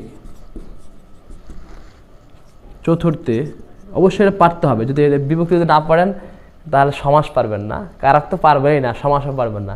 সমাজের সাথে বিভক্তির সম্পর্ক আছে, যখন পড়াবো তখন বুঝতে পারবেন। দ্বিতীয় হয়েছে কেরে, তৃতীয় দ্বারা দিয়া কর্তৃক, চতুর্থ হয়েছে যে কেরে, জন্য, নিমিত্ত। পঞ্চমী হলো হতে, থেকে, চেয়ে, হতে থেকেছে। ষষ্ঠী হলো রয়ের। ওকে, আবার বলছি, খেয়াল করেন। দ্বিতীয় হয়েছে কেরে, তৃতীয় হচ্ছে দ্বারা দিয়া কর্তৃক, চতুর্থ হচ্ছে কেরে, জন্য, নিমিত্ত, পঞ্চম হতে থেকেছে, ষষ্ঠ হচ্ছে রয়ের। আচ্ছা, আর এছাড়া বাকি যা থাকবে সবগুলো হলো শূন্য বিভক্তি। দ্বিতীয় কেরে, তৃতীয় দ্বারা দিয়া কর্তৃক, চতুর্থ হচ্ছে কেরে, জন্য, নিমিত্ত, পঞ্চম হতে থেকেছে, ষষ্ঠ হচ্ছে রয়ের। এছাড়া বাকি যা থাকবে সব হচ্ছে শূন্য বিভক্তি বা প্রথমা বিভক্তি, শূন্য। বুঝতে পারছেন? তাহলে একবার বলি আমরা। দ্বিতীয় মানে কি? কেরে। তৃতীয় মানে কি? দ্বারা দিয়া কর্তৃক। চতুর্থ মানে হচ্ছে কেরে, জন্য এবং নিমিত্ত, অর্থাৎ সম্প্রদান কারকে ব্যবহৃত হয় এটা আর কি। হ্যাঁ, চতুর্থীটা। পঞ্চমী হচ্ছে হয়ে থেকেছে, ষষ্ঠী হচ্ছে র এর, সপ্তমী হলো এ, অ এবং তে। এছাড়া যা থাকবে সবগুলো হলো শূন্য বিভক্তি। কি বিভক্তি? শূন্য বিভক্তি। আচ্ছা, বিভক্তি পারা যাবে? আশা করি পারবেন। তারপর আমরা চলে যাবে এখন কারক।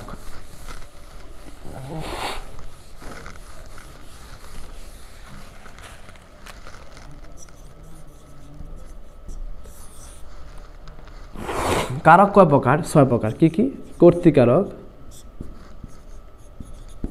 কর্মকারক, করণকারক, সম্প্রদানকারক, অপাদানকারক, অধিকরণ। কর্তৃকারক মানে হচ্ছে কে কারা, কে কার দ্বারা বোঝাবে। কর্মকারক হচ্ছে কি কাকে, কি কাকে বোঝাবে। করণকারক হলো যন্ত্র, উপকরণ, কোনো মাধ্যম বা কোনো উপায়।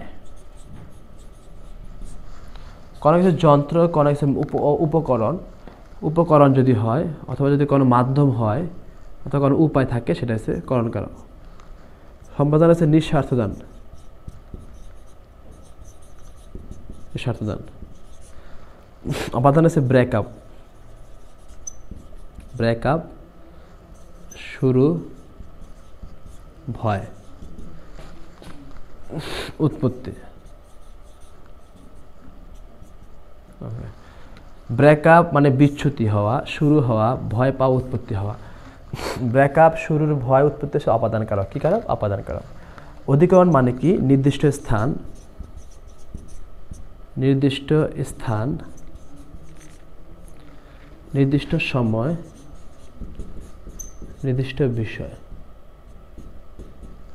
নির্দিষ্ট স্থান সময় বিষয় যদি হয় সেটা হচ্ছে যে অধিকরণ কারক। কি কারক? অধিকরণ। ওকে, আবার বলছি, খেয়াল করেন, কারক 6 প্রকার। কর্তৃকারক হচ্ছে কে কারা বোঝাবে, কর্মকারক হচ্ছে কি কাকে বোঝাবে, করণ কারক হচ্ছে যন্ত্র উপকরণ মাধ্যম উপায়, সম্পাদন হচ্ছে নিঃস্বার্থদান, অপাদান হচ্ছে ব্রেকআপ শুরুর ভয় উৎপত্তি। ব্রেকআপ মানে হচ্ছে বিচ্ছুতি আর কি, হ্যাঁ, আপনারা অন্য কিছু মনে করেন না।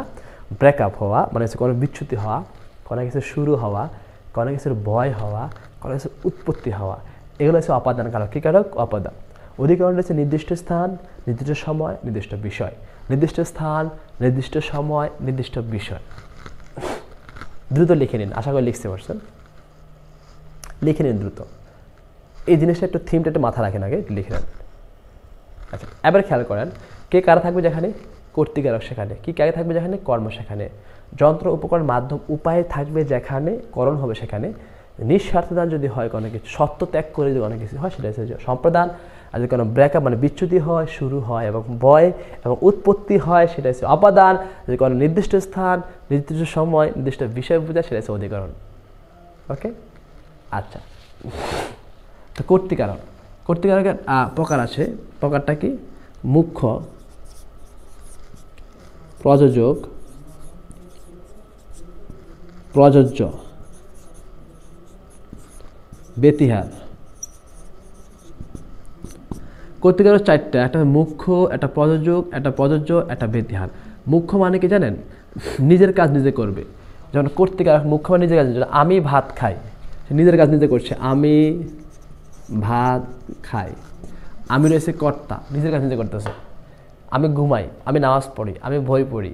আচ্ছা, যে নিজের কাজ নিজে করবে যেটা সেটা হচ্ছে মুখ্য কর্তা। কি কর্তা বলেন তো? মুখ্য কর্তা। আর প্রযোজকটা কি? প্রযোজক, প্রযোজক হচ্ছে মূল। আমি তোমাদেরকে পড়াই, আমি হচ্ছে প্রযোজক, তোমরা হচ্ছে প্রযোজ্য, মাধ্যম। আচ্ছা, মূল যেটা সেটা প্রযোজক, মাধ্যম যেটা সেটা হচ্ছে প্রযোজ্য। যেটা মূল সেটা হচ্ছে প্রযোজক, যেটা মাধ্যম সেটা হচ্ছে প্রযোজ্য। মা শিশুকে চাঁদ দেখায়, মা শিশুকে চাঁদ দেখায়, মা হয়েছে মূল, মা হলো প্রযোজক, শিশু হয়েছে মাধ্যম, শিশু হয়েছে প্রযোজ্য। শিশু কি বলতো? প্রযোজ্য। আবার বলছি, মা শিশুকে চাঁদ দেখায়, মা হলো মূল, শিশু হয়েছে মাধ্যম মানে প্রযোজ্য। ঠিক আছে, আমি তোমাদেরকে পড়াই, আমি হয়েছে মূল আর তোমরা হয়েছে মাধ্যম। আমি হয়েছে মূল, তোমরা হলো মাধ্যম। মূল যেটা সেটা হচ্ছে কি? প্রযোজক। আর মাধ্যম যেটা সেটা হচ্ছে কি? প্রযোজ্য। আর ব্যতিহারটা তাহলে কি? ব্যতিহার, ব্যতিহারটা কি? ব্যতিহারটা হলো দুইটা কর্তা থাকবে, একটা কাজ থাকবে। দুইটা কর্তা থাকবে, একটা কাজ থাকবে। সেটা কীভাবে? যেমন বাঘ আর মহিষ একই ঘাটে জল খায়। বলো তো, বাঘ আর মহিষ কর্তা কয়টা? দুইটা। একই ঘাটে জল খায়, তাহলে ঘাট কয়টা? একটা। বাঘ আর মহিষ একই ঘাটে জল খায়, জল খাচ্ছে, একটা মাত্র ক্রিয়া, আর কর্তা কয়টা? দুইটা। তবে লিখে রাখো, যদি দুইটা কর্তা এবং একটি কাজ হয় তার নাম হলো ব্যতিহার। ব্যতিহারটা কি? দুইটা কর্তা এবং একটি কাজ। বাঘ আর মহিষ হলো দুইটা কর্তা, আর কাজ করছে কোনটা? একটা, সেটা খাচ্ছে তারা। বাঘ আর মহিষ একই ঘাটে জল খায়, কর্তা দুইটা, কাজ একটা, যেটা ব্যতিহার হবে সেটা। ওকে, কর্তৃকারক 4 প্রকার: মুখ্য, প্রযোজক, প্রযোজ্য, ব্যতিহার। মুখ্য মানে হলো নিজের কাজ নিজে করবে, আমি ভাত খাই, আমি, এটা হচ্ছে মুখ্য কর্তা।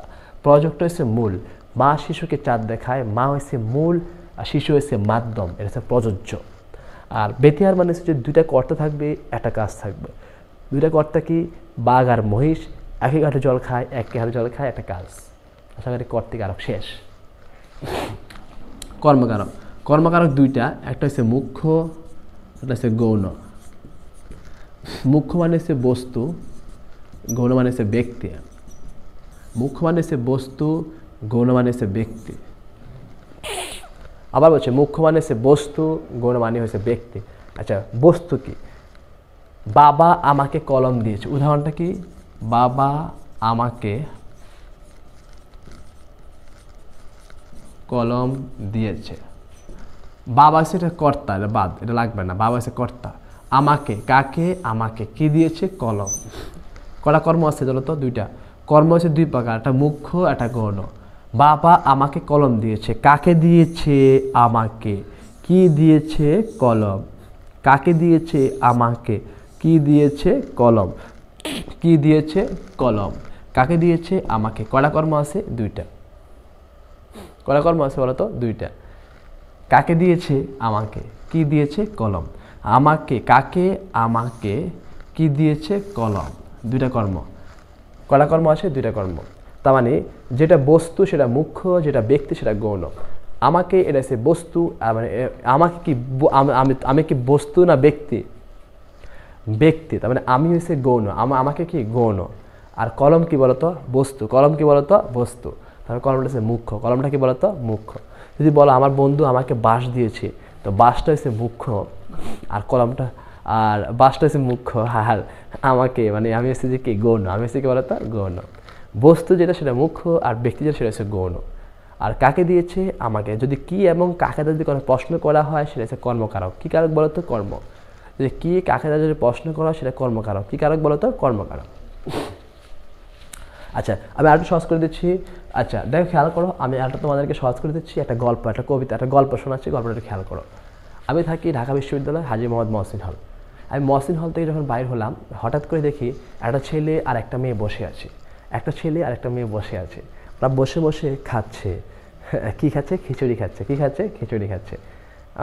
যখন ওরা খিচুড়ি খাচ্ছে তখন একটা ছেলে মেয়েটাকে বললো, আগামী মাসে তোমার আব্বুকে গিয়ে বলবো আমার মতো সৎ পাত্র যেন তোমাকে দেয়। এবং আরও কিছু কথা বলছিল। কথাগুলো এরকম ছিল যে দেখো আমি একদিন অফিস যাচ্ছি, অফিস থেকে আসলাম, এসে দেখলাম যে তুমি রান্না করছো। হঠাৎ আমি তোমাকে তখন রান্নাঘরে দিয়ে আকাশের চাঁদ দেখাচ্ছিলাম। তখন হঠাৎ করে মেয়েটা বলে উঠলো, হয়েছে থাক, বাধ্য। রহিম করিম আমাকে তোমার চেয়ে আর কত ভালোবাসতো। তারপরে ছেলেটা তখন বলল, তুমি আমাকে আবারও বাস দিলা। এই কথা যখন বলছে তখন হঠাৎ করে, যাই হোক, এর আগে ছেলেটা বলছিল আগামী শুক্রবারে তোমার আব্বুকে গিয়ে বলবো আমার মতো সৎ পাত্র যেন তোমাকে দেয়। যখন এই কথা বলছে কিছুক্ষণ পর ঢাকা ভার্সিটি বিখ্যাত ছিল কাক তখন উপর থেকে ছেড়ে দিয়েছে। যখন ছেড়ে দিয়েছে তখন ওই কাকে যে জিনিসটা, এটা পড়ছে কোথায়? প্লেটের উপর। কোথায় পড়ছে বলো তো? প্লেটে। নির্দিষ্ট স্থানটা কোথায়? প্লেটে। যখন নির্দিষ্ট স্থানে পড়লো প্লেটের উপর, তখনই হঠাৎ করে মেয়েটা হাত থেকে প্লেটটা সে বিচ্ছুতে ফেলে দিল নিচে। হাত থেকে প্লেটটা নিচে পড়ে গেল, নিজেটা ফেলে দিল। হাত থেকে প্লেট নিচে ফেলে দিল। তখন ছেলেটা দিল এক চটকনা। মারার যন্ত্র কি ছিল? হাত। আবার প্রথম থেকে বলছে, খেয়াল করো, একটা ছেলে একটা মেয়ে বসে আছে। কে কারা বসে আছে? একটা ছেলে একটা মেয়ে বসে আছে। কে কারা বসে আছে? একটা ছেলে একটা মেয়ে। কর্তৃকারক। বসে কী খাচ্ছে? খিচুড়ি খাচ্ছে। কর্মকারক। ছেলেটা মেয়েটাকে বললো আগামী মাসে তোমার আব্বুকে গিয়ে বলবো আমাদের সৎ পাতে যেন তোমাকে দেয়। সম্প্রদানকারক। এরপরে যে কথাগুলো হয়েছে এটা একটু পরে বলতেছি, হ্যাঁ। আচ্ছা, এরপরে যখন উপর থেকে একটা কাক ছেড়ে দিচ্ছে, কাকের যে প্লেটটা উপরে পড়েছে, কোথায় পড়ছে? প্লেটের উপরে। কাকের যে জিনিসটা, অর্থাৎ কাকের যে জিনিসটা ছেড়ে দিয়েছে উপর থেকে, এটা পড়ছে কোথায়? প্লেটের উপর। এটা কোথায়? নির্দিষ্ট স্থান। খিচুড়ি প্লেট। নির্দিষ্ট স্থান যেটা, অধিকরণ সেটা। যখনই প্লেটের উপর পড়লো তখন মেয়েটার হাত থেকে মেয়েটা ফেলে দিল। ব্রেকআপ হলো, বিচ্যুতি হলো। মেয়েটার হাত থেকে মেয়েটা প্লেটটা ফেলে দিল নিচে, বিচ্যুতি হলো, অপাদান হয়েছে। কী হয়েছে? অপাদান। যখন অপাদান হয়েছে তখন সে পাশে বসে, ও বুঝতে পারে না, গল্প করতেছে হঠাৎ করে যখন নিচে প্লেটটা ফেলে দিল তখন দিছে এক শর্ট করা। মারার যন্ত্র কি? হাত। মারার যন্ত্র কি বলতো? হাত। মানে করণকারক। কি কারক? করণকারক। ওকে, পুরোটা বুঝতে পেরেছেন? আমি আবার বলছি, একটা ছেলে একটা মেয়ে বসে আছে, মানে কে কারা বসে আছে? কর্তৃ। বসে কী খাচ্ছে? খিচুড়ি খাচ্ছে। আচ্ছা, সেটা মেয়েটাকে বললো আগামী মাসে তোমার আব্বুকে এই বলবো আমার মতো সৎ পাত্র যেন তোমাকে দেয়। সম্প্রদান হয়েছে। তখন উপর থেকে কাকটা যখন ছেড়ে দিয়েছে, কাকের যে জিনিসটা এটা পড়ছে প্লেটের উপর। নির্দিষ্ট স্থানটা কোথায়? অধিকরণ। নির্দিষ্ট স্থানটা কোথায়? অধিকরণ।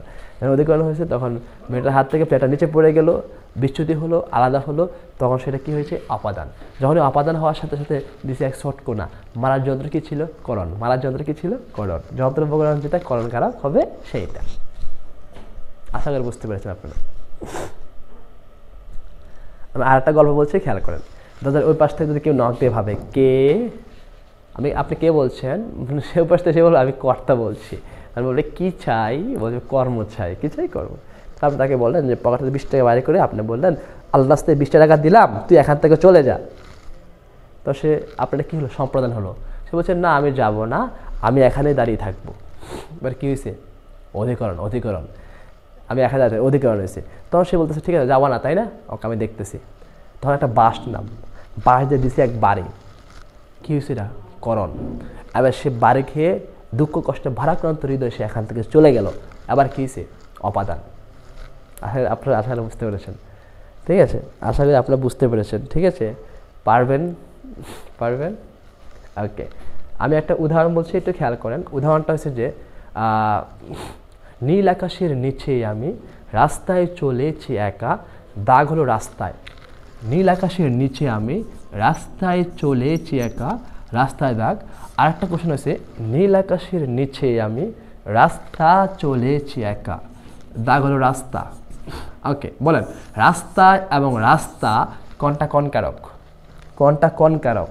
একটা আছে রাস্তায়, একটা আছে রাস্তা। নীল আকাশের নিচে আমি রাস্তায় চলেছি একা, রাস্তায় হলো নির্দিষ্ট স্থান, আর নির্দিষ্ট স্থান যদি হয় এটা অধিকরণ হবে। তাহলে রাস্তা, আমি কি দিয়ে চলছি? রাস্তা দিয়ে চলছি, রাস্তার মাধ্যমে চলছি, রাস্তা হচ্ছে করণ।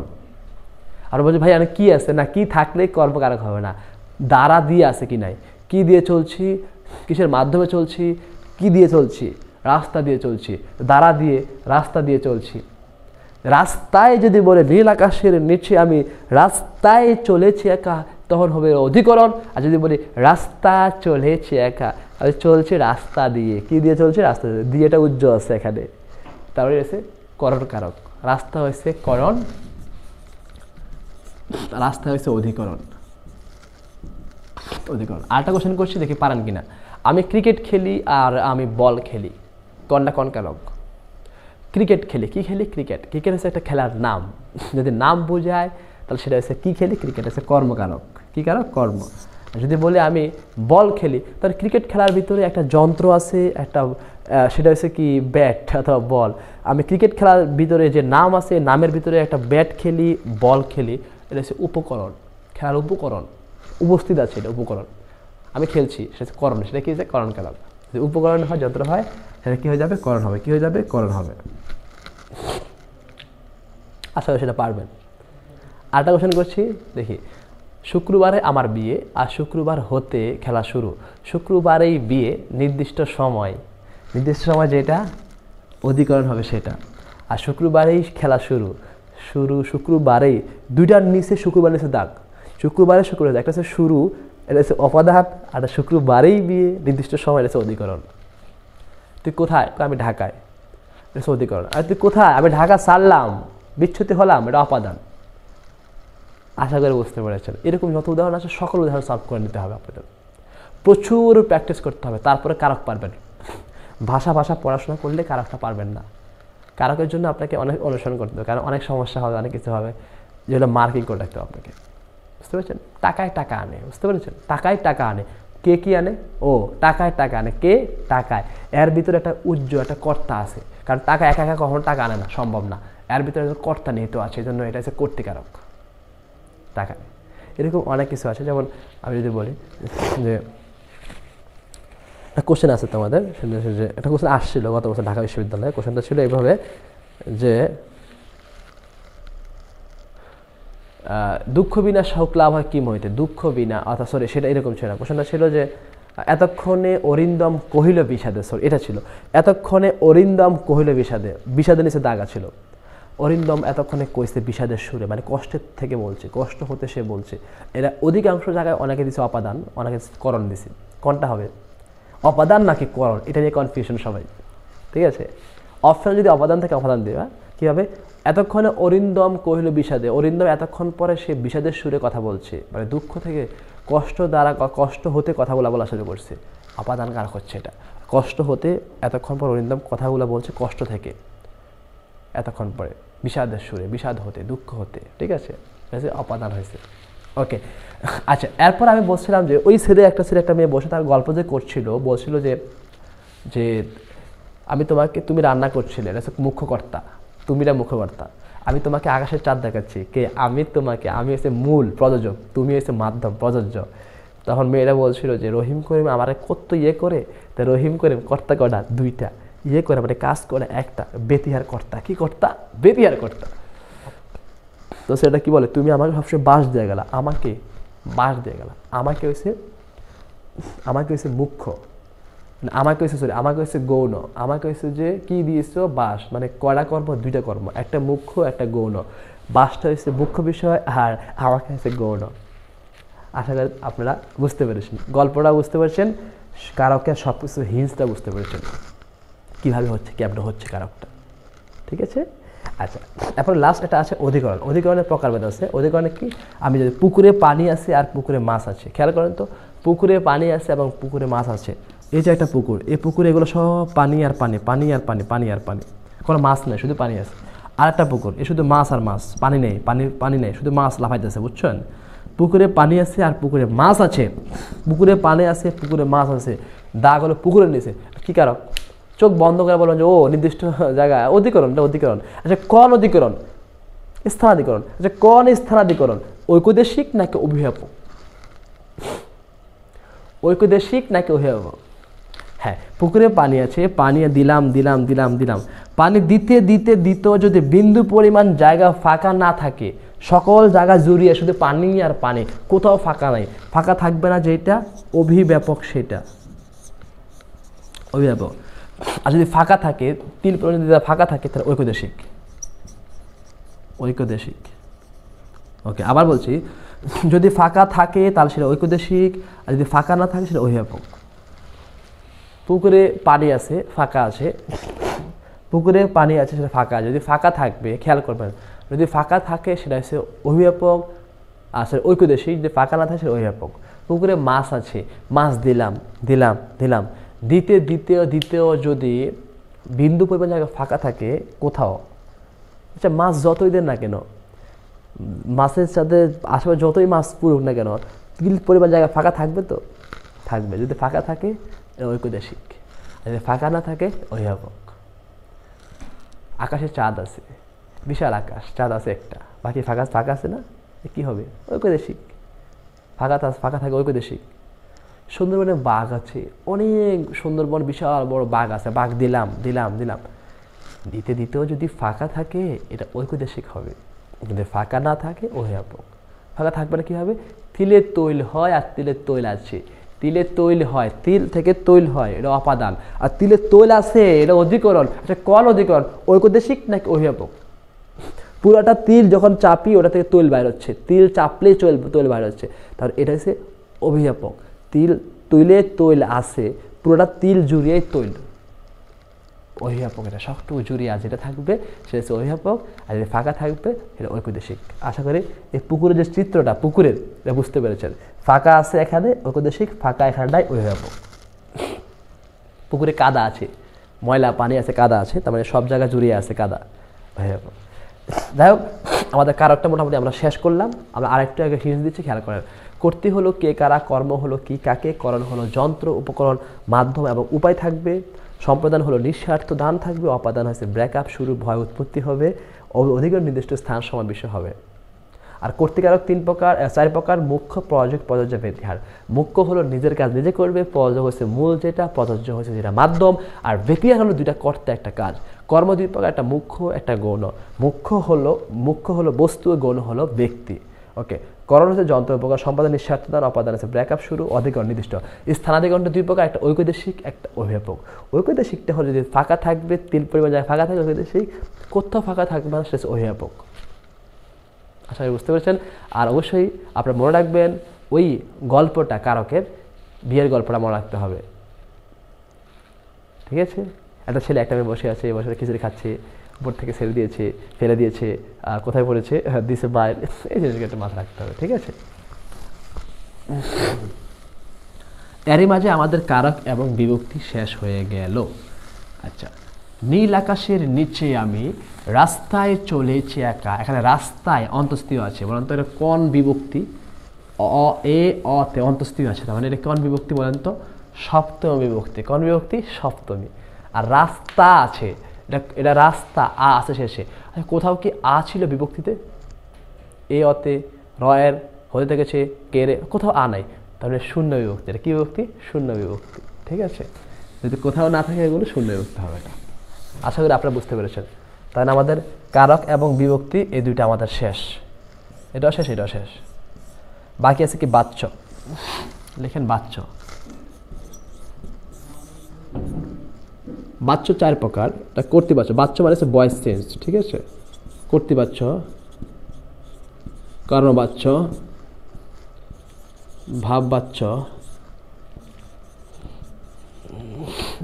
কর্তৃবাচ্য। কর্তৃবাচ্য জিনিসটা কি চিনবেন কিভাবে? কর্তৃবাচ্য একদম সিম্পল, এটা আমি ভাত খাই, এটা কর্তৃবাচ্য। আমি ভাত খাই, এটা কর্তৃবাচ্য। এটাকে আপনি কর্মবাচ্য করলে কি হবে, মানে ভয়েস চেঞ্জ, অ্যাক্টিভকে প্যাসিভ করেন, তাহলে কি হবে? আমার দ্বারা ভাত খাওয়া হয়। ভাববাচ্য হচ্ছে যে আমার খাওয়া হয়, আমার খাওয়া হয়। আচ্ছা, এটা আমি বিস্তারিত বলছি একটু পরে, আগে খেয়াল করেন কর্তৃবাচ্য জিনিসটা কি। কর্তৃবাচ্য হচ্ছে কর্তা প্লাস কর্ম প্লাস ক্রিয়া। আচ্ছা, আমি হচ্ছে কর্তা, ভাত হচ্ছে কর্ম, খায় হচ্ছে ক্রিয়া। তো কর্তা কর্ম ক্রিয়া আছে আমাদের কর্তৃবাচ্য। কি বাচ্য? এটা কর্তৃবাচ্য। শেষ। আবার বলছে কর্তা কর্ম আর ক্রিয়া যদি থাকে সেটা হচ্ছে কর্তৃবাচ্য, আর যদি থাকে কর্তা প্লাস বিভক্তি প্লাস কর্ম প্লাস ক্রিয়া, তাহলে সেটা হয়ে যাবে কর্মাচ্য। কি বাচ্য? কর্মাচ্য। আচ্ছা, আমার হচ্ছে কর্তা, দ্বারা হচ্ছে বিভক্তি, ভাত হচ্ছে কর্ম, খাওয়া হচ্ছে ক্রিয়া। আবার বলছে আমার হচ্ছে কর্তা, দ্বারা হচ্ছে বিভক্তি, ভাত হচ্ছে কর্ম, খাওয়া হচ্ছে ক্রিয়া। বিভক্তি, আচ্ছা কর্ম বিভক্তি আছে, বিভক্তি বেশিরভাগ এখানে বিভক্তি থাকবে করা যায় ভাব বাচ্ছে, সরি কর্ম বাচ্ছে দ্বারা দিয়ে কর্তৃক, অর্থাৎ দ্বিতীয় বিভক্তি থাকবে, দ্বারা দিয়ে কর্তৃক বিভক্তি থাকবে, ঠিক আছে? না সরি, তৃতীয় বিভক্তি থাকবে, তৃতীয় ধারা দিয়ে কর্তৃক। আচ্ছা, দ্বারা আসছে আমার দ্বারা ভাত খাওয়া, তবে আমার কর্তৃক ভাত খাওয়া হয়, এটাও হতে পারে, সমস্যা নেই, ঠিক আছে? আমার দ্বারা, আমার আছে কর্তা, দ্বারা আছে বিভক্তি, ভাত আছে কর্ম, খাওয়া আছে ক্রিয়া। কর্তা বিভক্তি কর্ম ক্রিয়া যদি থাকে সেটা কর্মবাচ্য। কি বাচ্য? কর্মবাচ্য। ভাববাচ্য কি? ভাববাচ্য হচ্ছে যে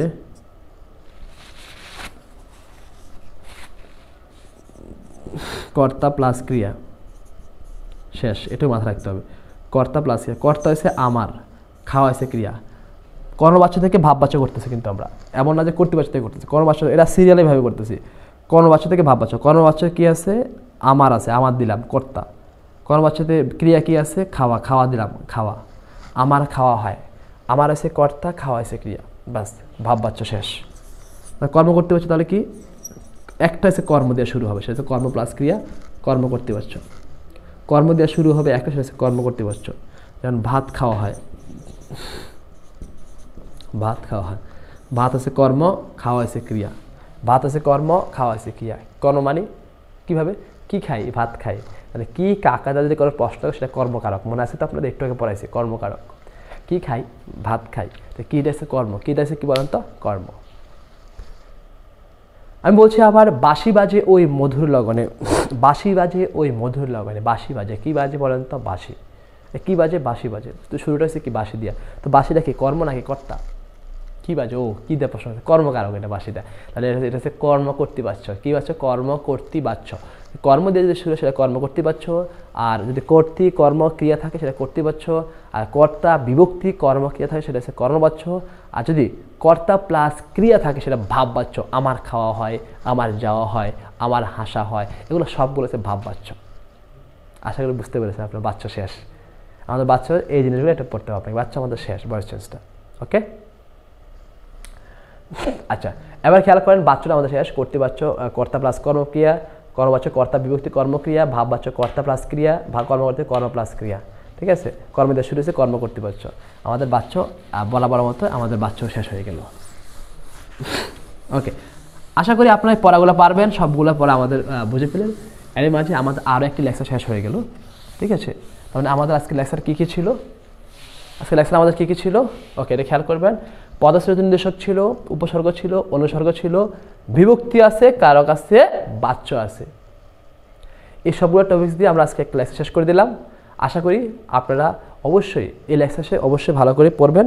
আর মাথা রাখতে হবে একটা জিনিস, সেটা হচ্ছে যে চেষ্টা করবেন সবসময় যতটা সম্ভব যা পড়াইছি এই পড়াগুলোকে একটু প্র্যাকটিসে নিয়ে আসার জন্য, ঠিক আছে? না পারবেন না। যেমন আমি পদশ্রেণী নির্দেশক পড়াইছি, পদশ্রেণী নির্দেশক আপনারা আমার ক্লাসটা করছেন, করার পরে তারপর ভিডিওটা অফ রাখবেন, রেখে তারপরে এটা নিয়ে সব প্র্যাকটিস করা শেষ করবেন। আমি উপসর্গটা পড়াইছিলাম, উপসর্গ নিয়ে একটু পড়া শেষ করে সাথে সাথে উপসর্গ নিয়ে যত উদাহরণ আছে সবগুলো সলভ করবেন। অনুসর্গ পড়াইছি, যত উদাহরণ আছে সব সলভ করতে হবে। বিভক্তি কারক একসাথে, কিন্তু দুটো আলাদা টপিক্স না, একই টপিক্স। বিভক্তি এবং কারক একসাথে পড়বেন, পড়া শেষ করার পরে যত কারক উদাহরণ আছে সব শেষ করতে হবে আপনাকে, ঠিক আছে করটা। আর অবশ্যই মাথা রাখতে হবে যার নিচে দাগ দেওয়া থাকবে সেটা নির্ণয় করতে হবে কারকের, ঠিক আছে।